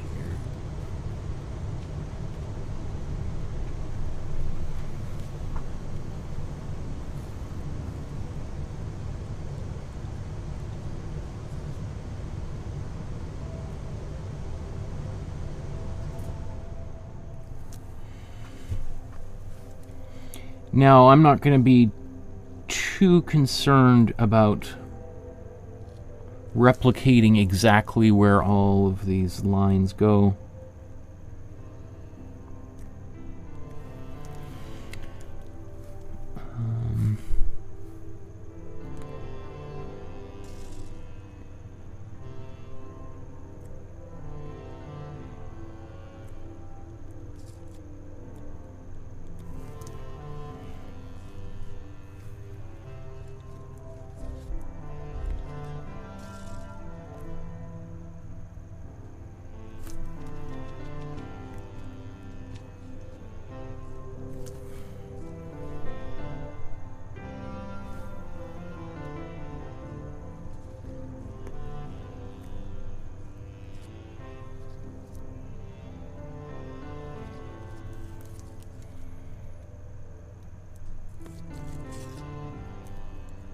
The one thing I will probably try to do, though, is to do my best to make sure that there's enough lines on the other side here. So let's just keep on going.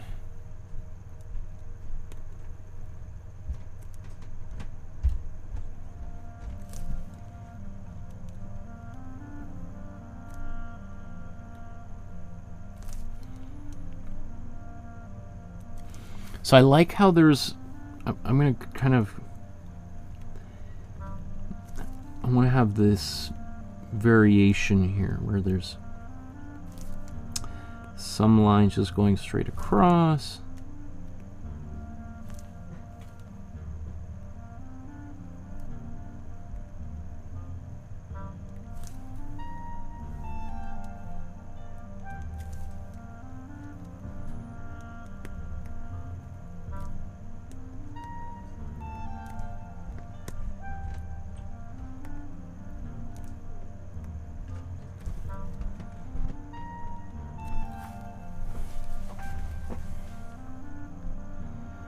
So there's these lines going all the way down.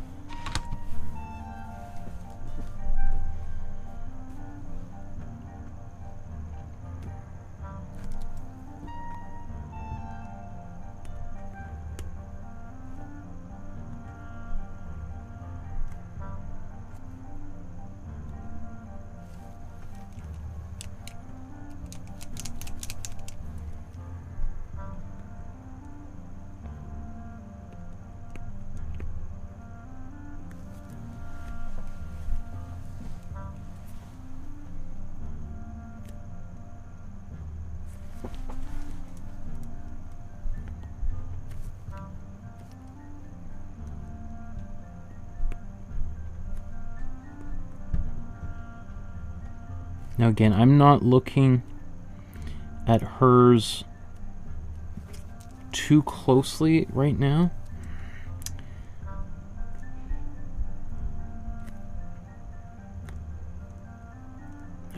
Okay, I'll have to wait for that to dry because now I'm just pushing paint around.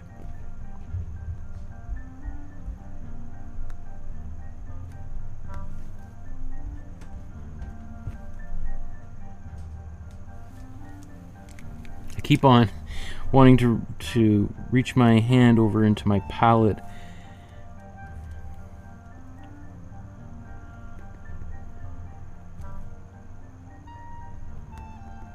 to get more paint on my pen.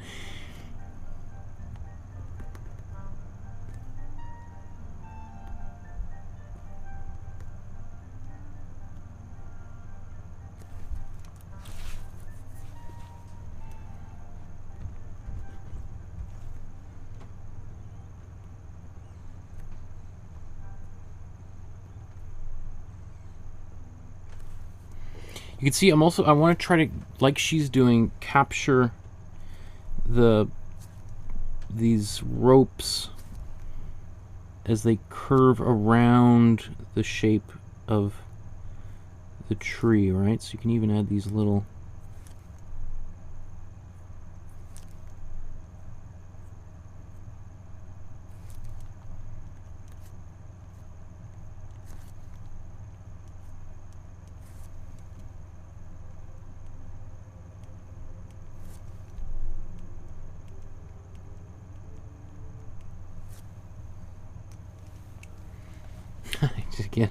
one of these days I'm just gonna put my this pen right into some wet paint and be like, what were you thinking, Michael?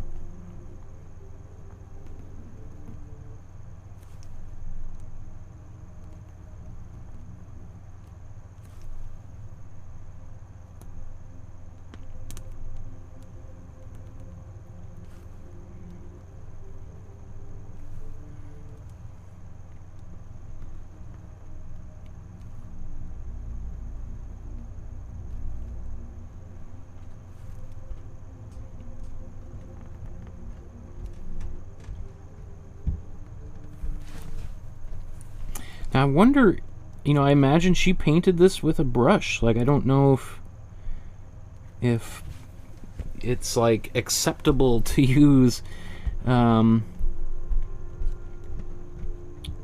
acrylic pen for miniature painting or not, or if it's like goes against the whole concept. So that would be interesting to know, because I certainly don't know the answer.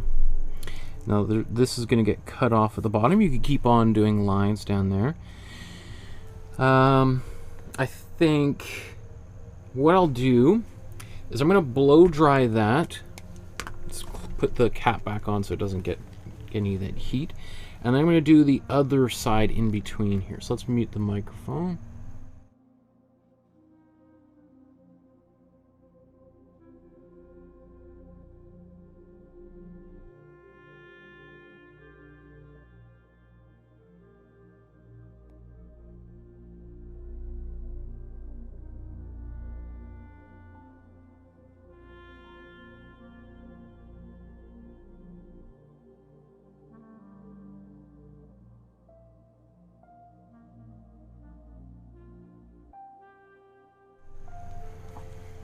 And have a sip of tea. Make sure you have a tea break every so often.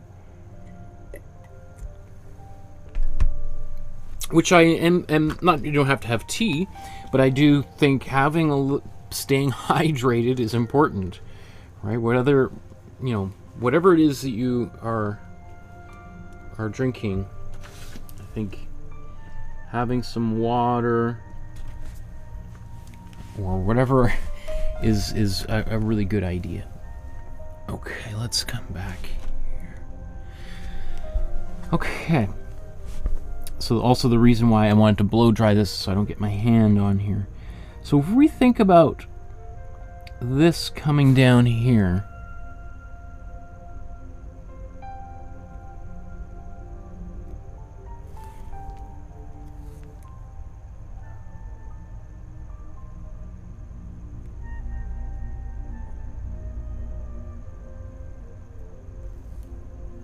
right, so that one.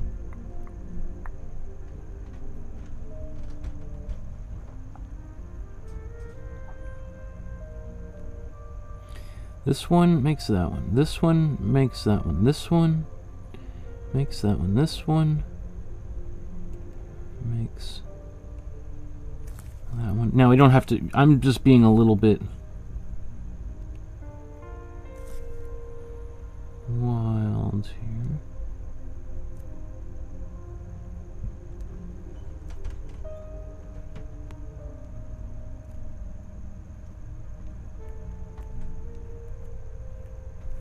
I do think taking a little bit of time to,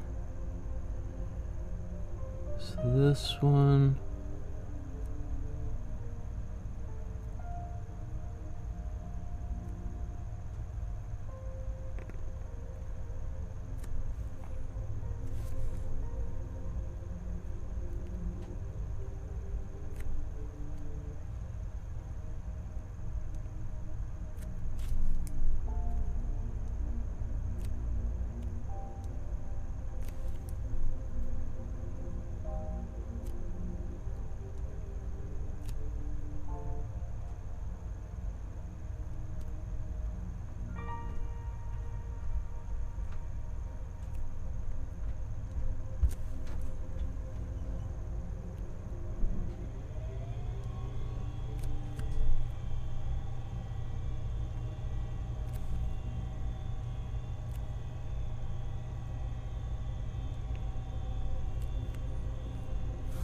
oops, sorry. I got so into it I forgot that I was here filming something.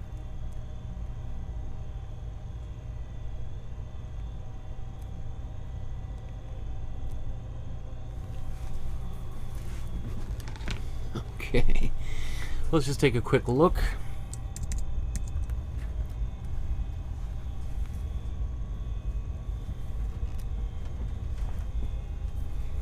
Yeah, pretty good. And then let's do this here. Now I don't, again, I'm not sure if you can see that, but you see when I cut my hand and put a little bit of shadow on here, see how you see that line? And that's, remember when I painted everything but, I used my pink paint here and left a little bit of the yellow, and when I painted it red, it went darker. Right, so there's a little tip that I use. It's just by painting, leaving a little gap there, when I painted over it, it changed color, so now, even though I can't see the pencil line, I can see the line that I left as a gap. So the outer line is a dotted line, and it kind of comes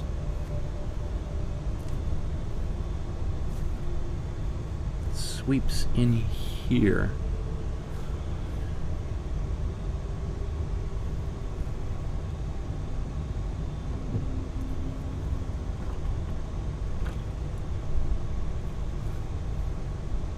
So maybe let's zoom in again.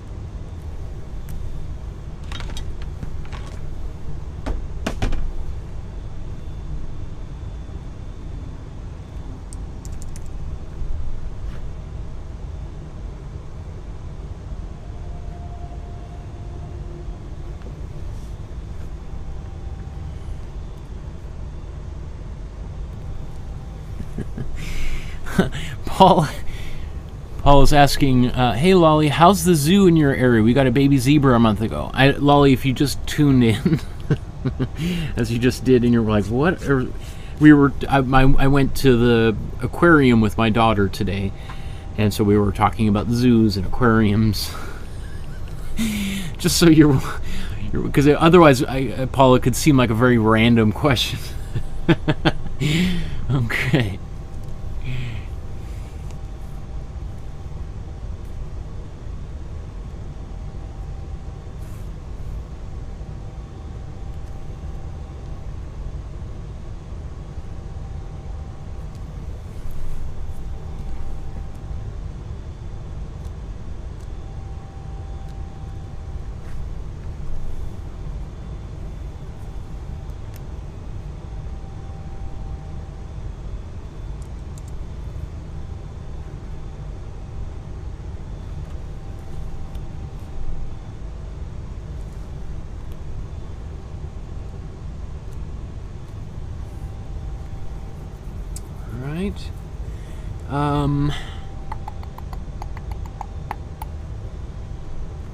I think I'm going to do these dotted lines first.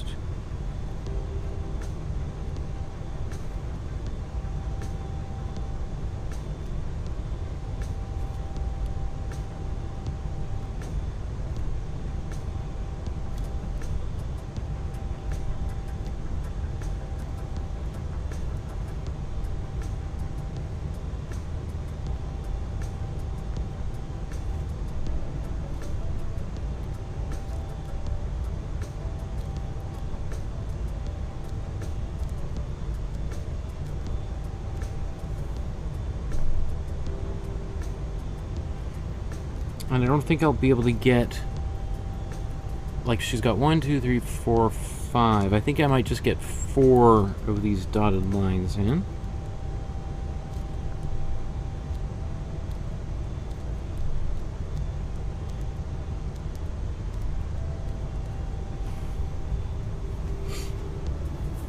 Okay. And let's see.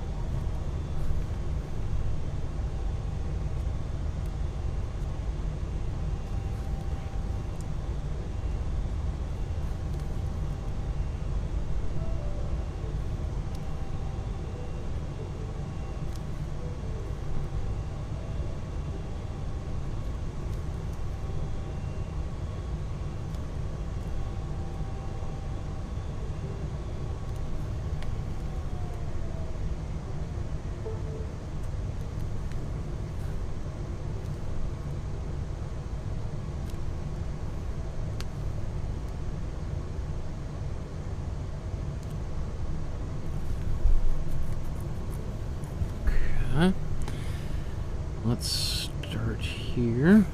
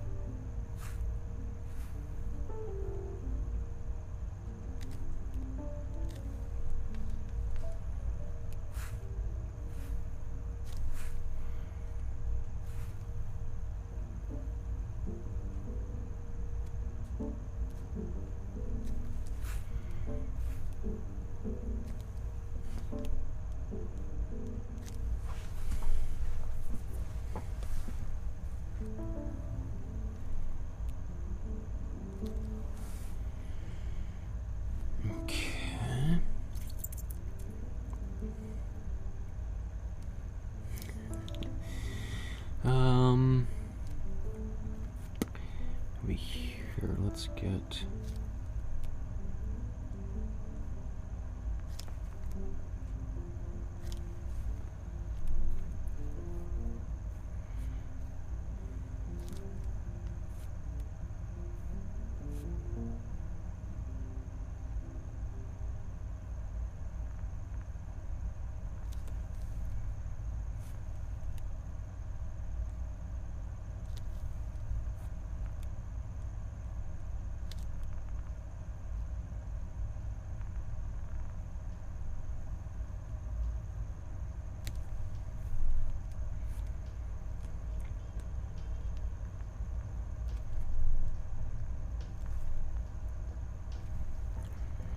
Yeah, so mine is not exactly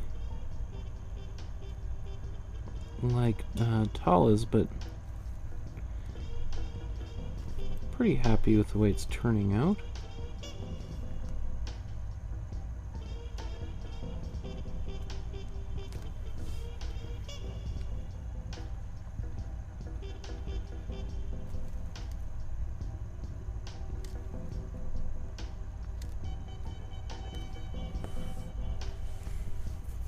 Okay. So that's good. Okay. I think I can feel pretty confident about the white lines that I've just put on here. I'm just gonna wipe off the excess off this pen. Okay, I'm gonna blow dry this one more time, and then we're going to finish the painting essentially with the tape on the outside, which is still going to take us another half hour, but we're getting closer and closer as we go here. So good things are coming, right? So let's blow dry this. Oh, I see John says hello, Michael. Hello, John.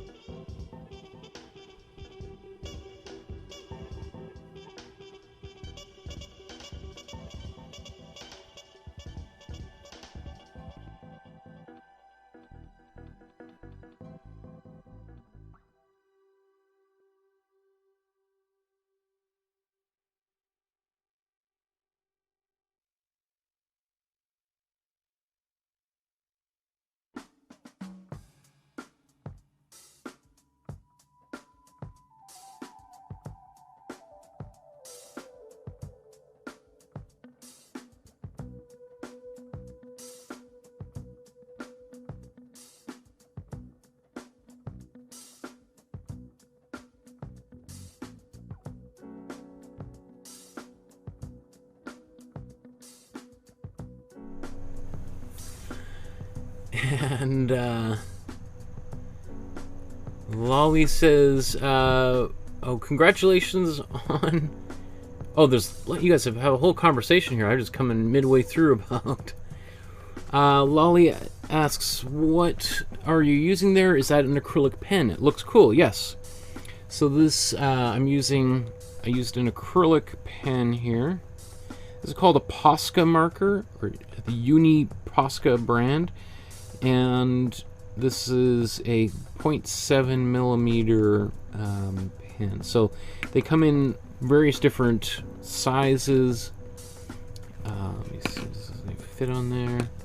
So you can see some are a little bit wider. This is actually, technically, these are the same.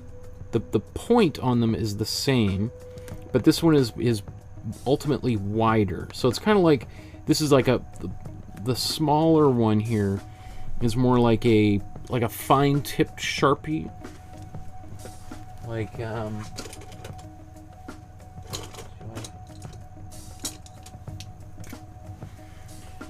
I guess the difference would be is that this one here is more like this type of Sharpie, and this big one here is a lot more like that type of Sharpie, if I can move. Does that make sense? So even though I could probably, if I'm very, very careful with this Sharpie, I could get a point similar to this one, right? I could get a very, very fine point, but it would be tricky, right? I'd have to be very, very careful. Whereas I could be pretty lazy and sloppy, and I'm going to have with the small one, and I'll get a very fine line. Does that make sense? Okay, so now we're going to put some lines on here. What did I do with my ruler? We're going to need our ruler and some tape. And I've got some... This is an old... I used to do a lot of carpentry, so there's a little carpenter's trick here. Is I put a couple marks on here. Making sure I got an HB pencil. So, I'm going to make some marks back on here.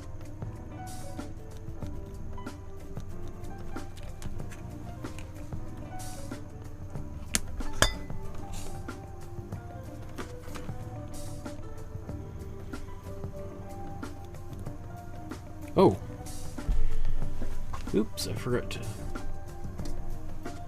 What's going on? That was weird. It kind of conked out there for a second, right?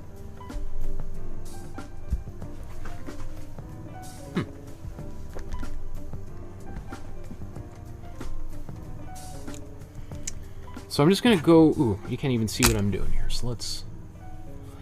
A little brain freeze happening here. So I made a couple marks on this side.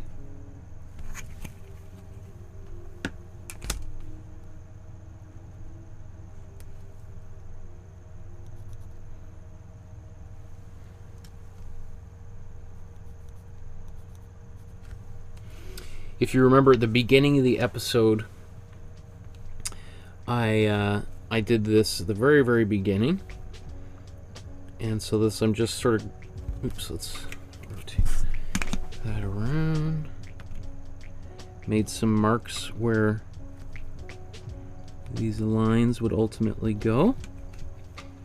And so now I'm just drawing them back on here.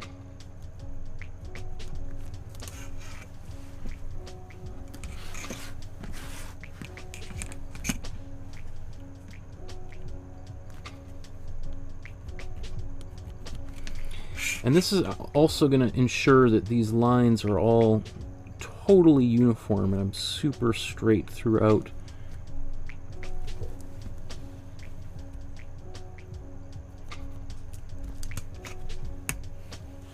Oops.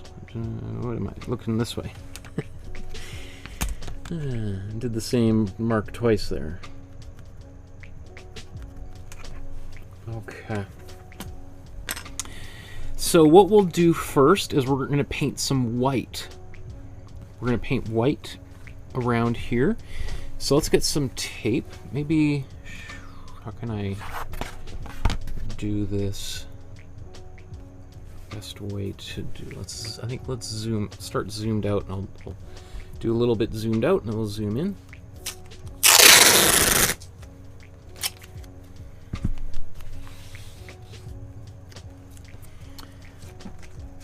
Okay, so I'm going to go for the inside line.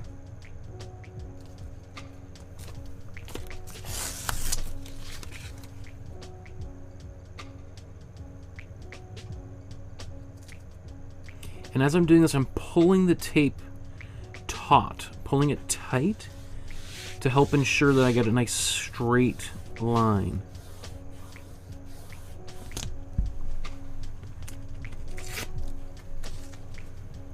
All right, and then I'm going to scratch with my fingernail down here.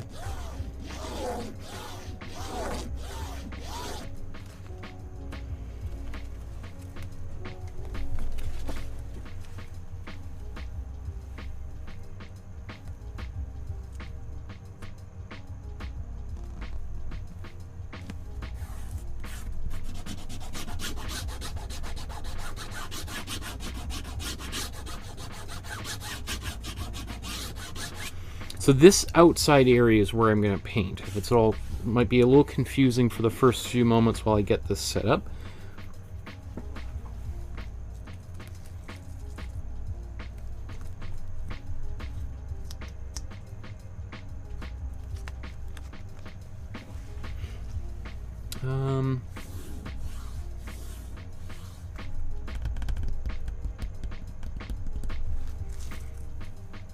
I'm just debating if I should do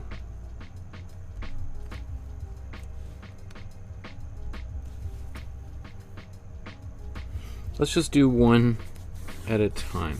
Yeah. Okay, so I need my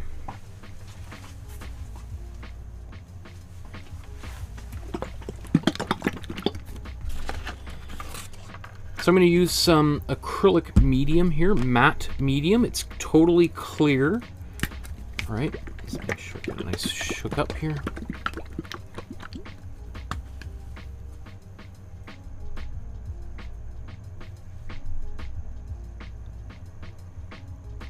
I'm not sure what conversations are happening here in the chat. I'm a little behind.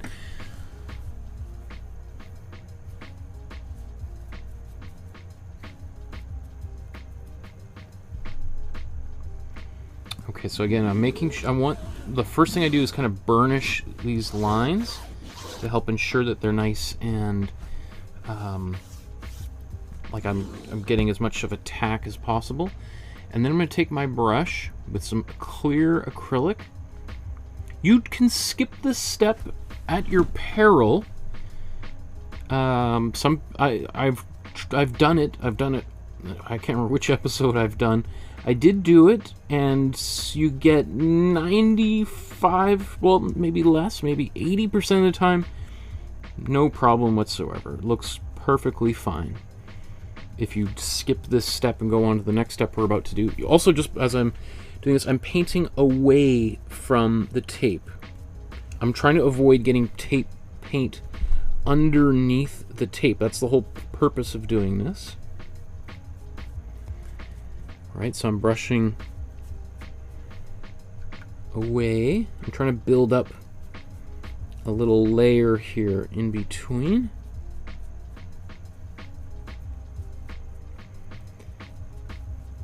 Okay, so we'll blow dry this here in a second.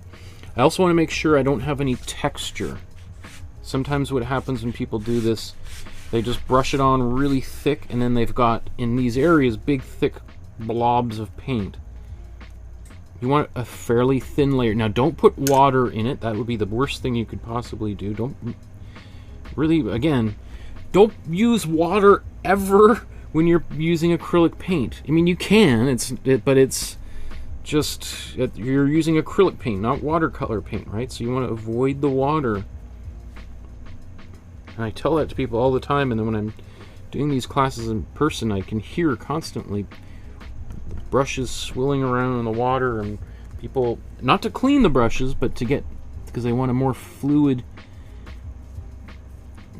painting. And it's like, if you're not happy, if you don't think these paints are thin enough, then don't use heavy body paints. You want to use something thinner, like soft body or fluid acrylics. Okay, so I'll put this aside. Let's blow dry this really quickly.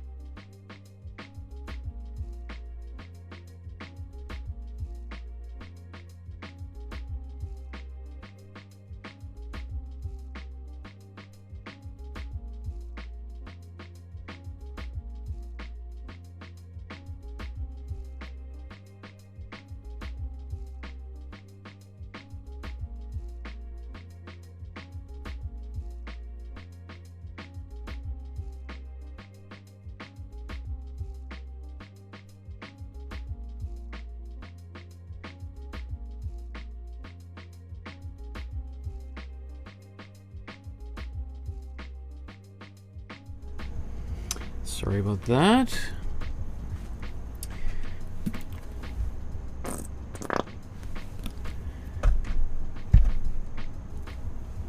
Okay. So I'm just gonna get this white paint on here. This is my second coat of white paint after that initial layer of matte medium. So we'll get a nice solid white here.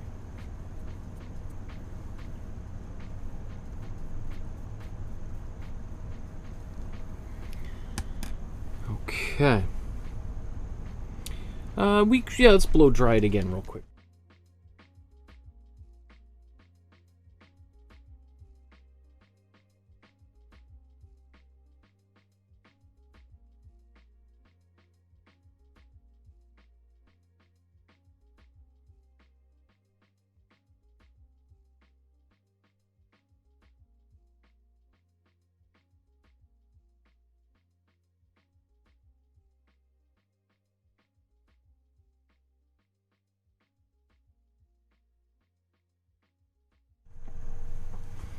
Okay, and then let's peel this tape off.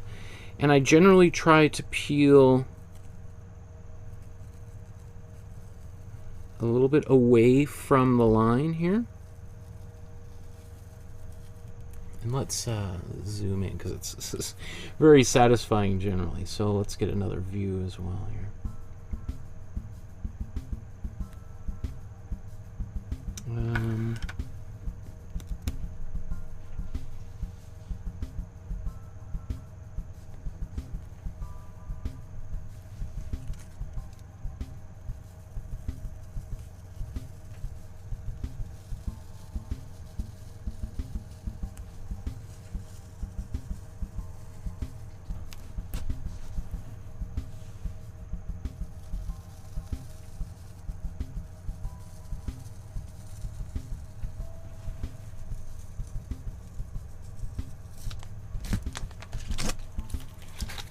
Right, that's one side.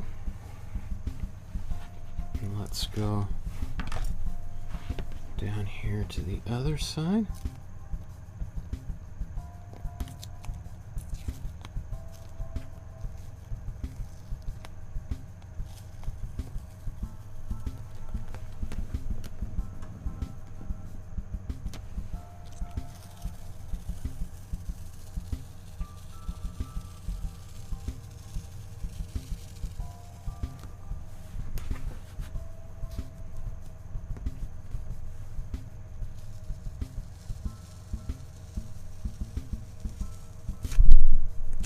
Oops. Oh, and I got my finger right in the middle. Well, that's great. Well, let's see if we can wipe that off before we do anything else.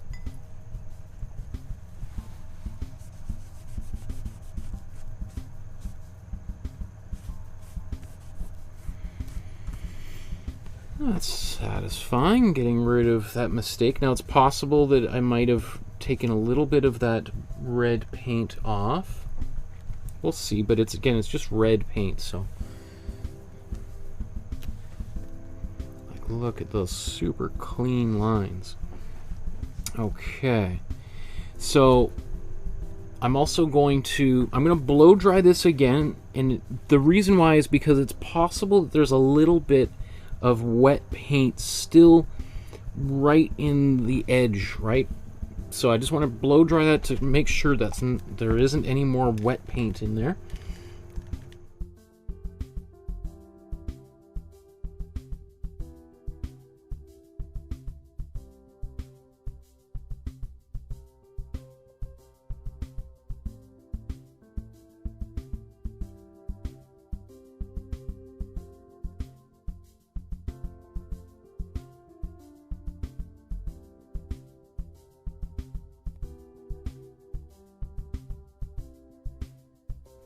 Okay, so let's do the lines at the bottom here now.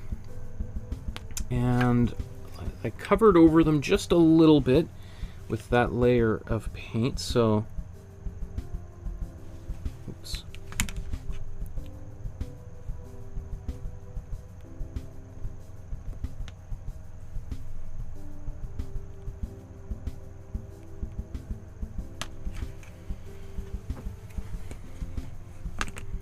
I kind of see them, but I just want to, it doesn't,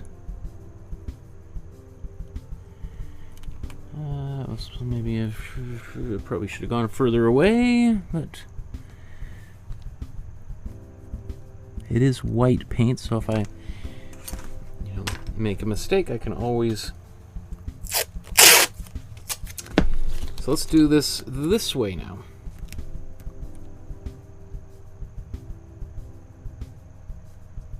Again, pulling tight.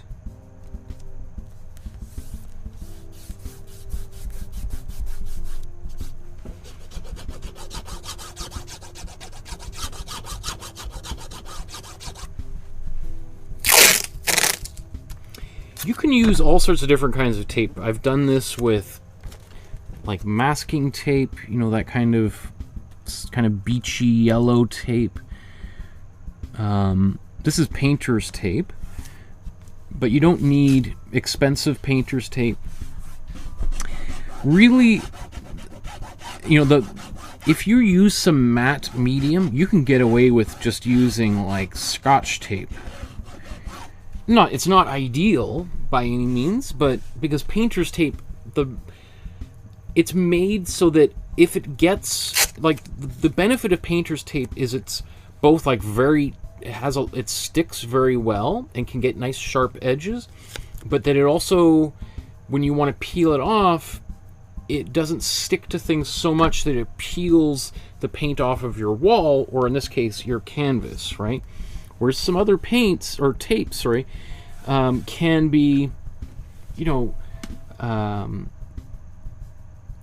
a little bit too sticky, and when you pull that paint off, it might actually take some of the paint of your painting off with it as well. Oops, see, I just brushed back. It's not so bad, and the reason, you know, the good thing about using matte medium for this is if I do get my brush underneath here and get a bristle that gets some paint under there, well, it's clear, right? So if I might see a little tiny bit of a slightly uneven bit of color there, discoloration, but it's not going to be super extreme, and most people wouldn't even notice it, as opposed to another color entirely.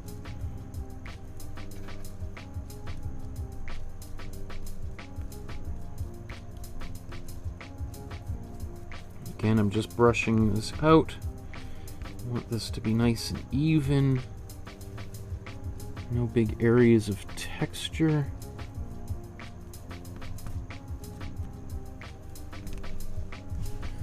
And then I kind of look from a few different angles just to make sure that that's the case. I know this seems like I'm like a little anal retentive when I do something like this, but it's, you know, it's also part of the learning process for people, because we've done this in a number of episodes. We did this actually we didn't do it too long ago when we painted the Elijah. What was her last?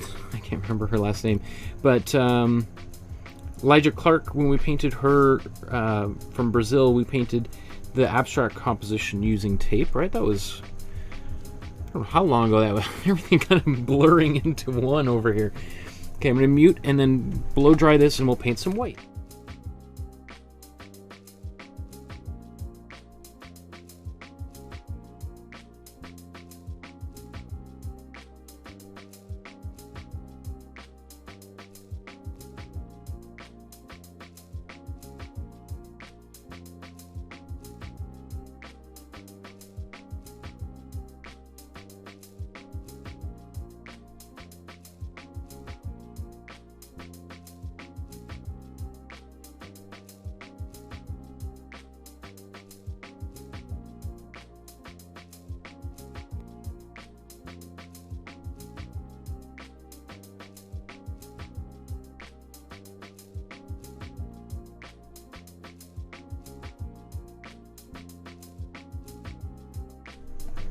Okay, so once again, we'll get some white, and we'll paint it in here. And I'm gonna, oh, this brush is, I let that sit for too long in it. Let's see if I can wake it up a bit.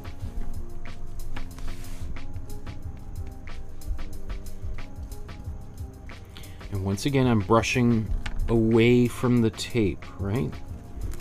Let me see if we...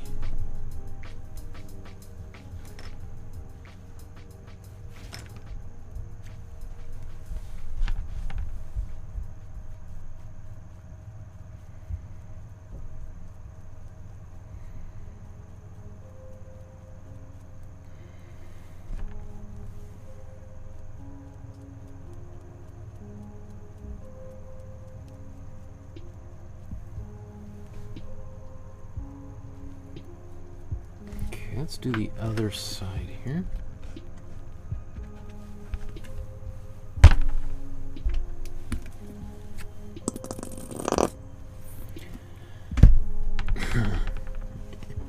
Okay.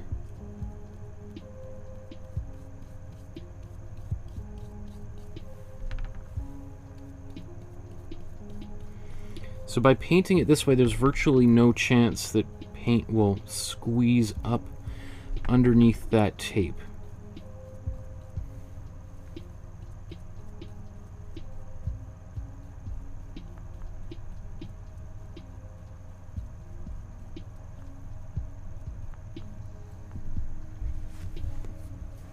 Okay.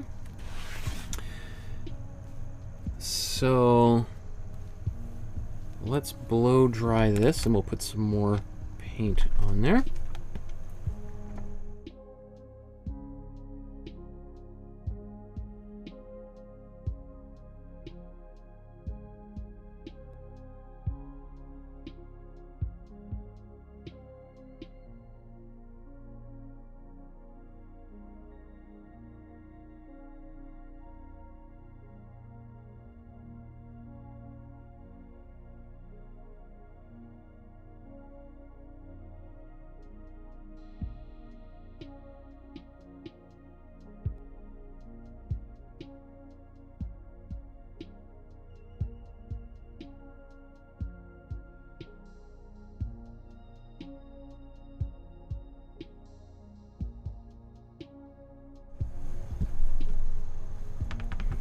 Okay, let's do this again. Now, if what I'm doing is I'm taking the long way around to do this. If I was, you may have seen me kind of hesitate before I even apply, like when I was doing this earlier, is because when I was first putting that tape on, and you saw me sort of peeling the tape back. That's what I would, if the cameras weren't here and I was painting this on my own, that's what I would have basically put tape on the top and bottom and both sides simultaneously. Oops, there's where did that little bit of red come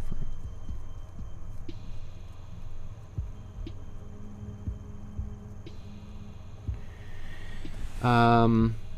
So I might get a little bit of a ridge here when I peel the tape off the white. It's not such a bad problem. I'm gonna blow dry this.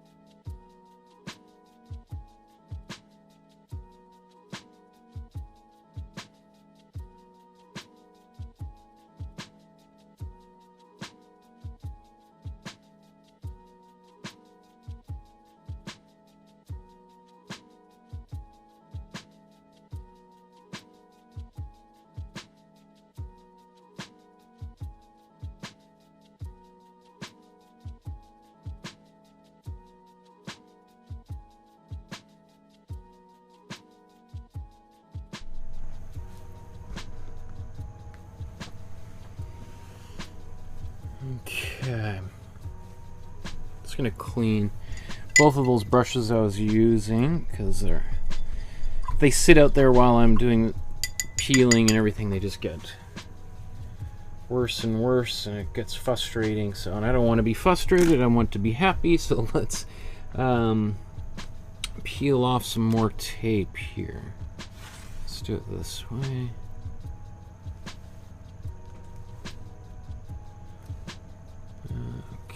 Okay.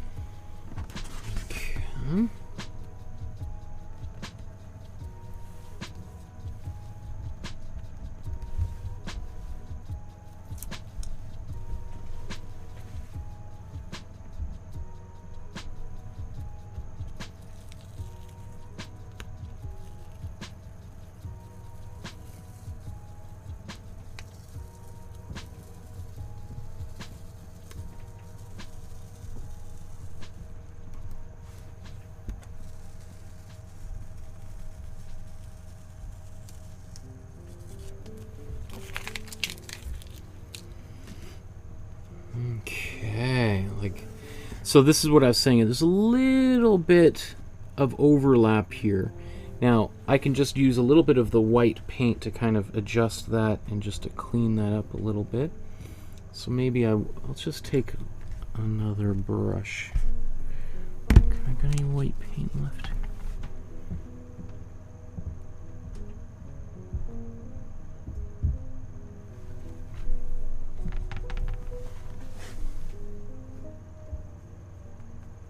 It's not a big deal. I'd actually probably easier if I use some sandpaper to get that, but while I'm being perfect.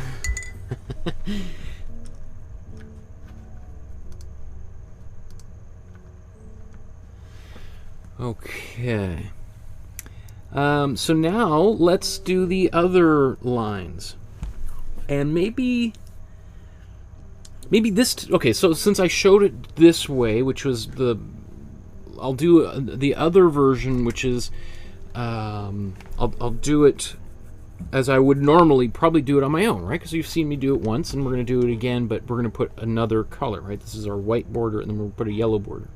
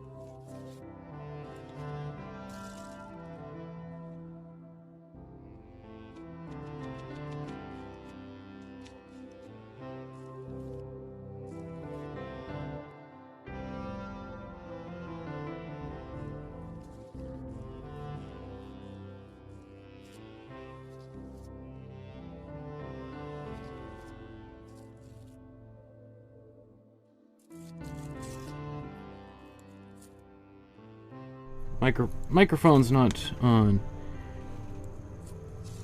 Oops.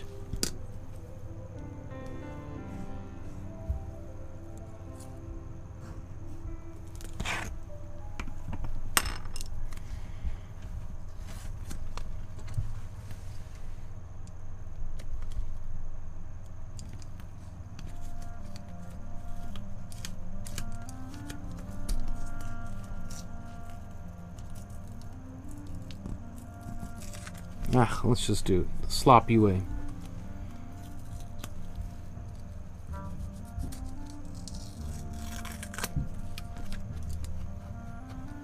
I'll just trim it.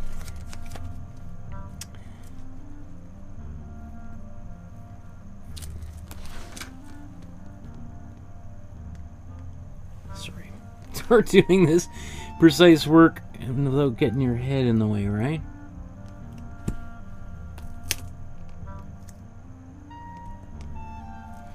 And so I pull the tape because if it's nice and taut, then it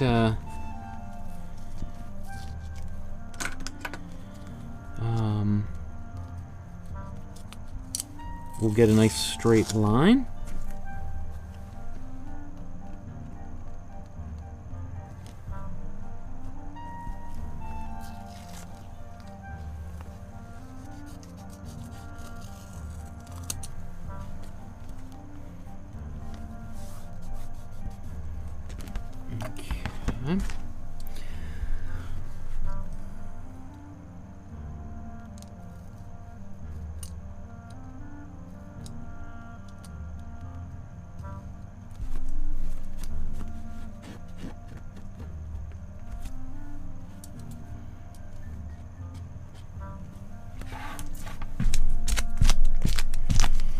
We're almost done. We'll probably be done in about 20 minutes. And as you can see, like, we finished the actual painting of all the details inside, like, I don't know, an hour ago or something, right? So this is just trying to kind of introduce a little bit of a different technique and to try to kind of get a little bit more precision.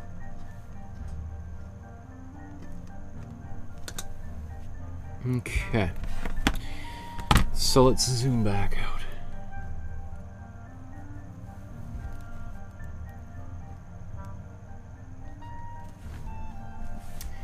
And let's put some acrylic matte medium. Right, remember, matte medium. All right, I think this is an essential tool for any acrylic painter, is just clear paint. That's what matte medium is, right? And having that is really, really handy for doing this. There's all sorts of methods that we've used it for over the past year.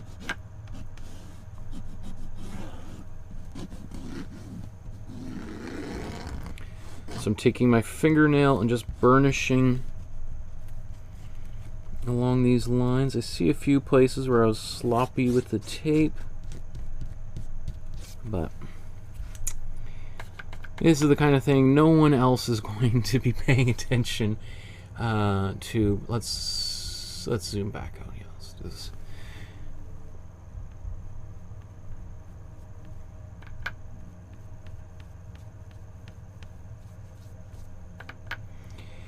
You know, another thing would probably be a good idea is if to cover the center of the painting, depending on how you're working, putting some, like, just more tape or a piece of paper and taping it on there is a good idea, so that, because sometimes you might splash this around a bit, the matte medium,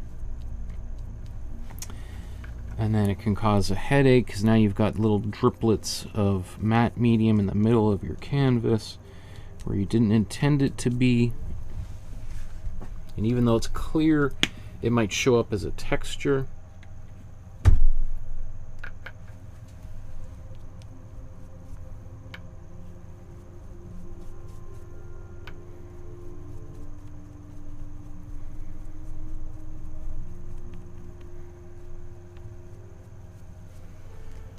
Okay.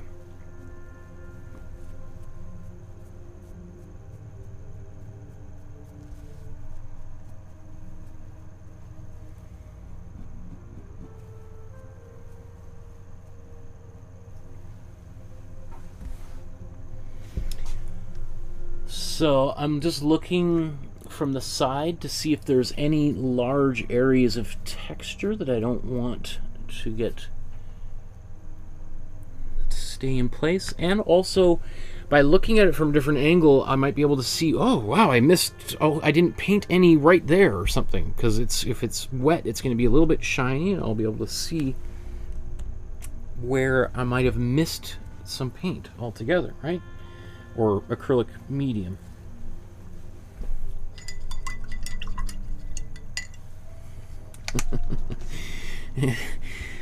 One good way to know if people are actually watching is when I see in the comments and people are saying the microphone is, you can't hear you because the microphone's muted.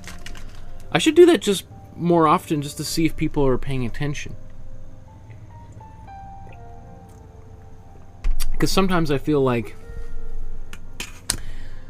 I could be talking by myself, like I might be in some Twilight Zone episode, and there's actually nobody out there but me.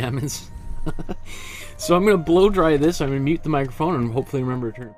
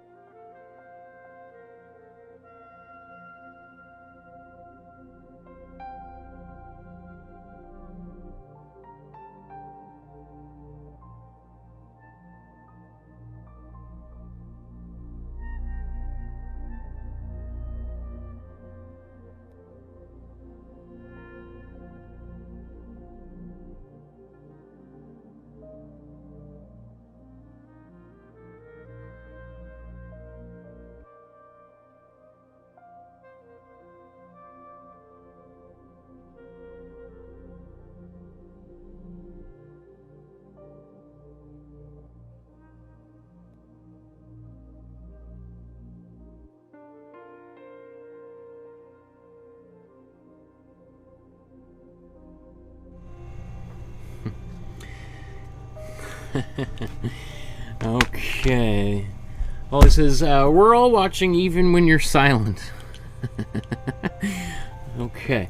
So, I'm, you know, I wasn't really entirely thinking, all these pencil marks I should have erased before I put my matte medium on top, because now they're most likely sealed by the paint. So now, before I move on, I'm going to have to just take a little bit of white paint and just kind of paint them out a little bit. Again, always remembering to paint away from the tape.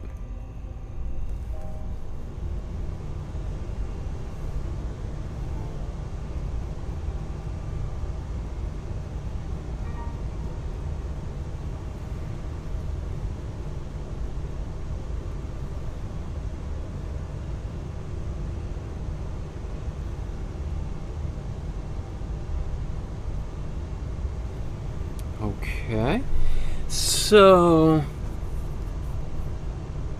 you know, maybe it's just worth just taking a little bit of this white and just painting right over everything very gently. Just to also to make sure I've got no crazy textures built up.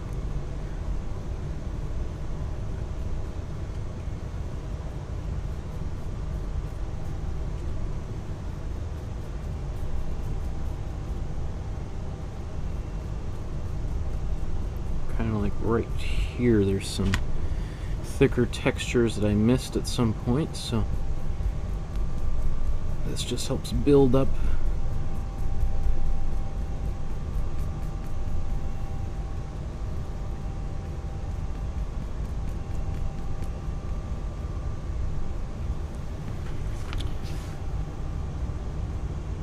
And also, you know, considering there's white paint underneath here, painting more white paint is not a bad idea, because if paint did sneak under here, it's going to be kind of sealed in by this white. Okay, so now we can paint any color. I'm going to paint the same color that she did, just for the purposes of our episode, but you could certainly paint any color you wanted as your border.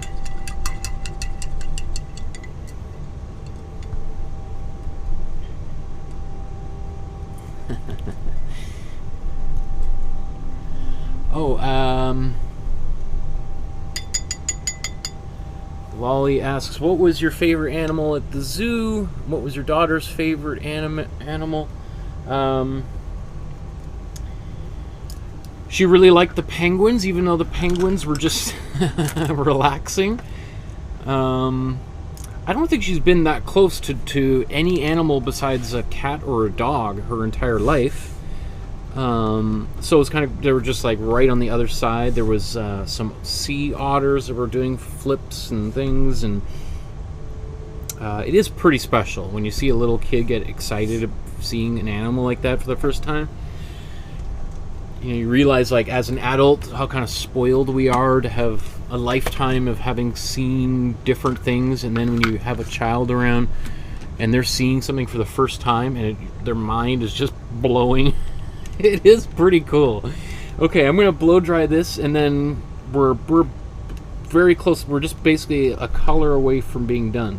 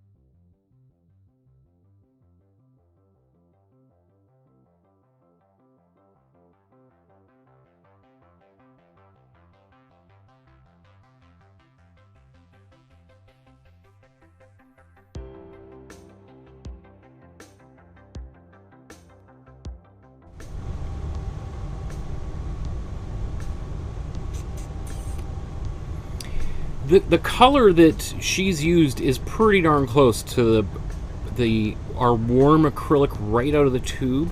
So since we want to just start wrapping up here, I'm just going to use, it's probably stupid to squeeze it right out front on top of the painting.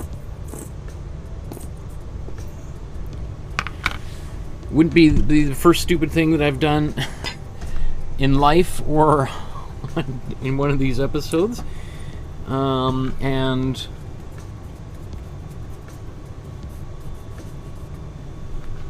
okay, so I'm taking my warm yellow, and I might even do 2 quick coats of this, just like we've done with other colors.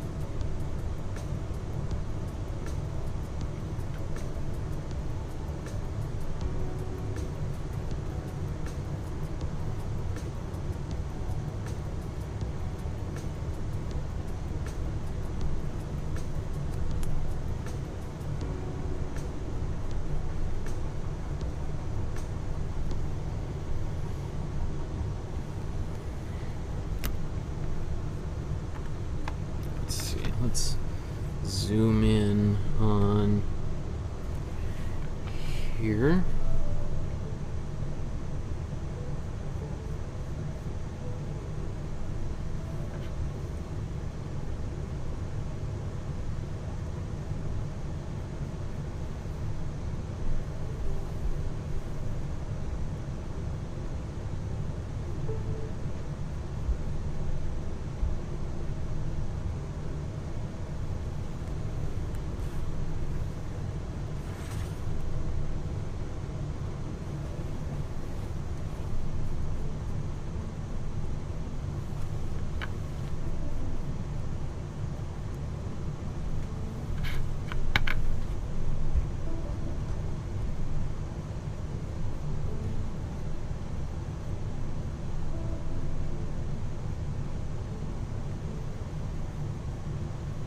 You see, it's hard not to... It's a bit of a mind puzzle sometimes to try to not get paint to go always against the tape.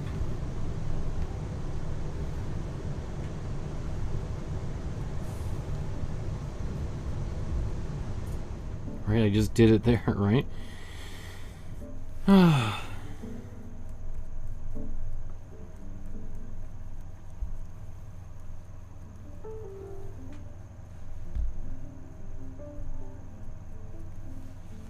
We're so close.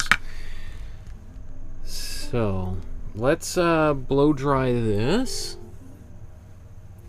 And then I'm going to do a second quick coat.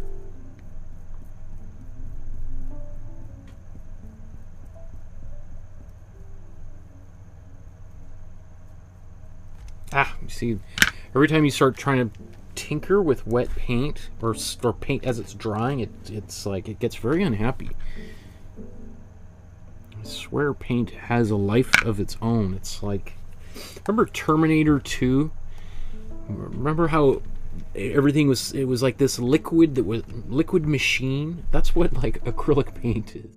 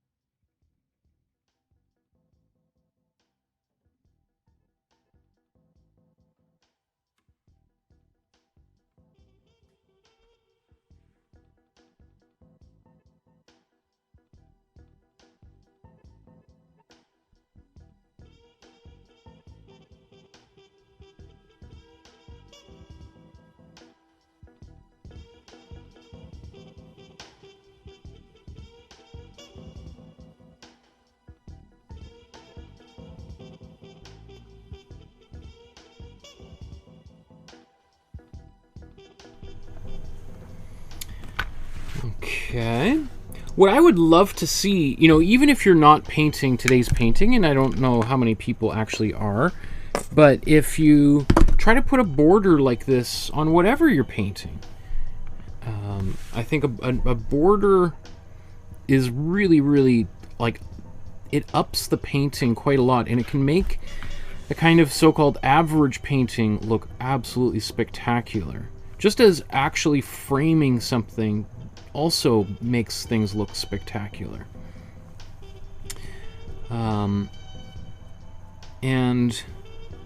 it's because it kind of just separates it from the rest of the world around it and makes it look like, hey, this is special. Take a look, right? And I mean, I'm telling you, if you take a children's drawing and you frame it, all of a sudden, people are like, oh, who made this? Is this like a Picasso or something? Like, oh no, it's just a drawing my kid did. Like, oh, really? Oh, because by framing it, it just all of a sudden looked like it was a very expensive masterpiece. And so if you don't, most people don't frame paintings anymore, although they do look great framed.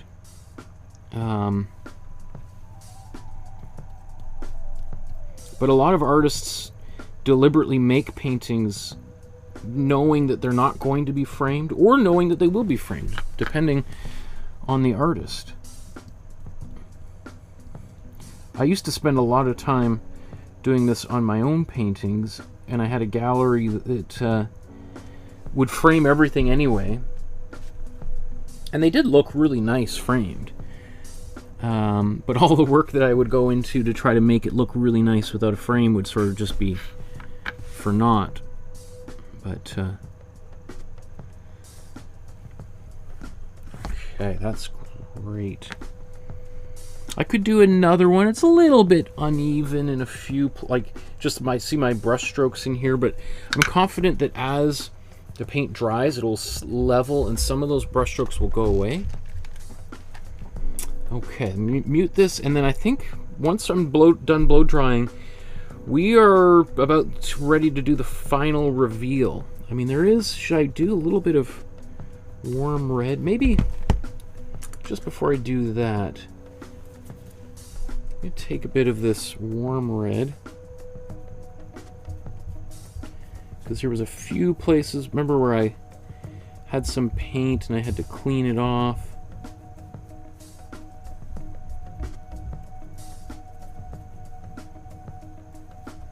And there was a speck of fluid matte medium that had got on there, so let's just, if we're going to all this trouble to do something that's you know, precise, then might as well, right? Doesn't hurt. Nope.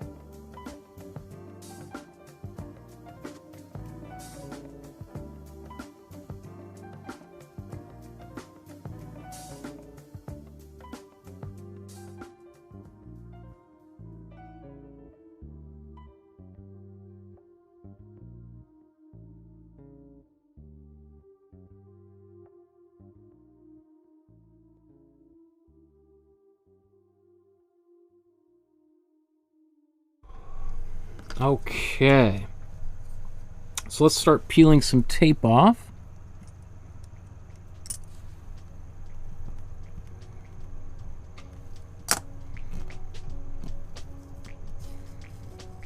Ooh, it's not making me happy the way it's... Okay, whew. Okay, so let's... It's interesting how it behaves differently, that paint actually on the tape itself. Let's see.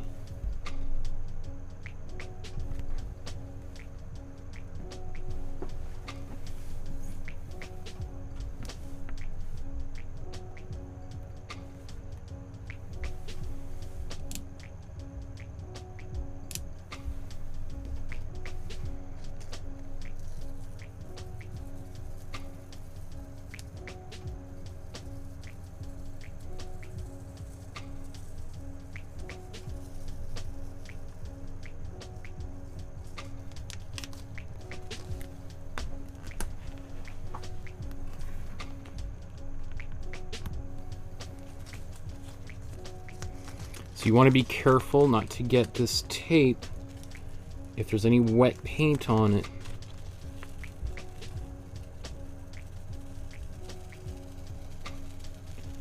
on the face of the painting itself.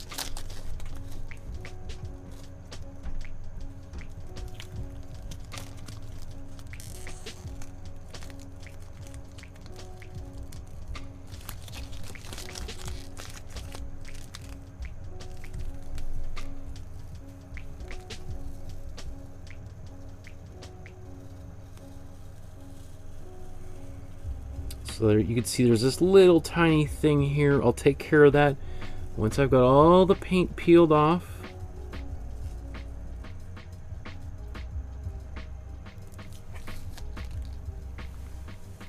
Why is this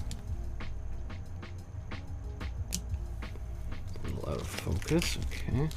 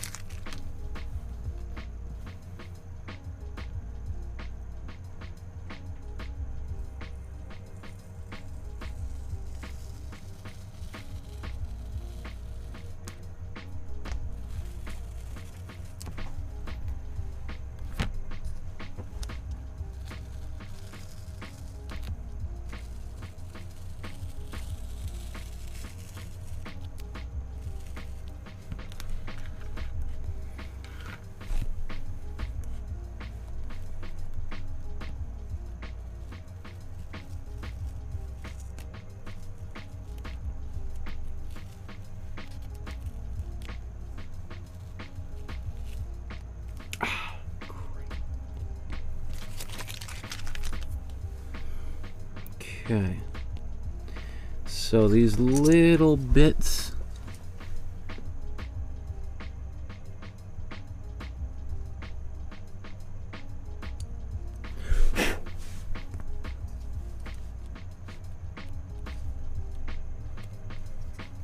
I'm gonna hope that this sort of, as it dries a little more, sticks down. Not such a problem.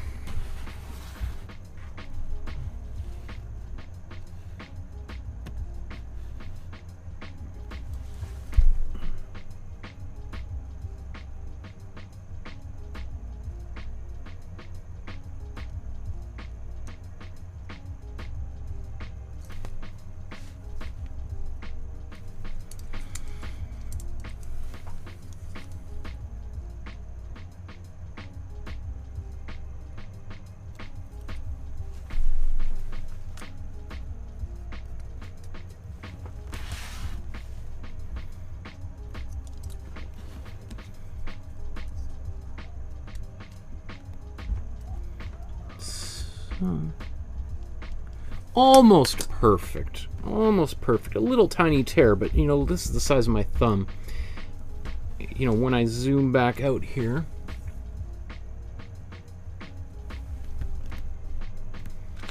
those problems become essentially invisible, right? Okay, and so for instance,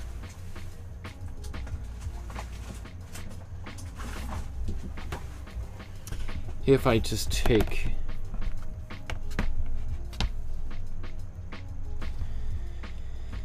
that and put that underneath,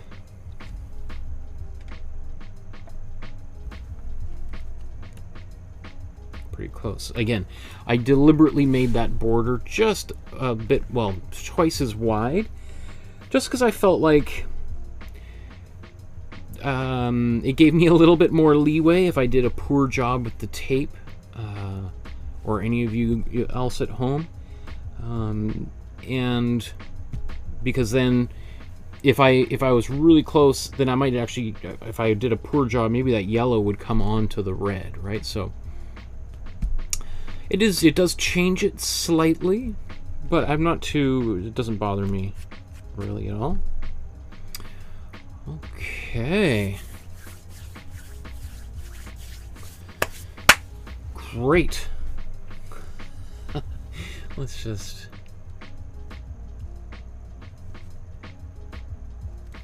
Awesomeness. Wow. That feels pretty cool. You know, I could, you know, again, I could maybe put some yellow back into the tree up there. I don't know. I'm pretty into the leaves. I feel pretty happy with this, right? So,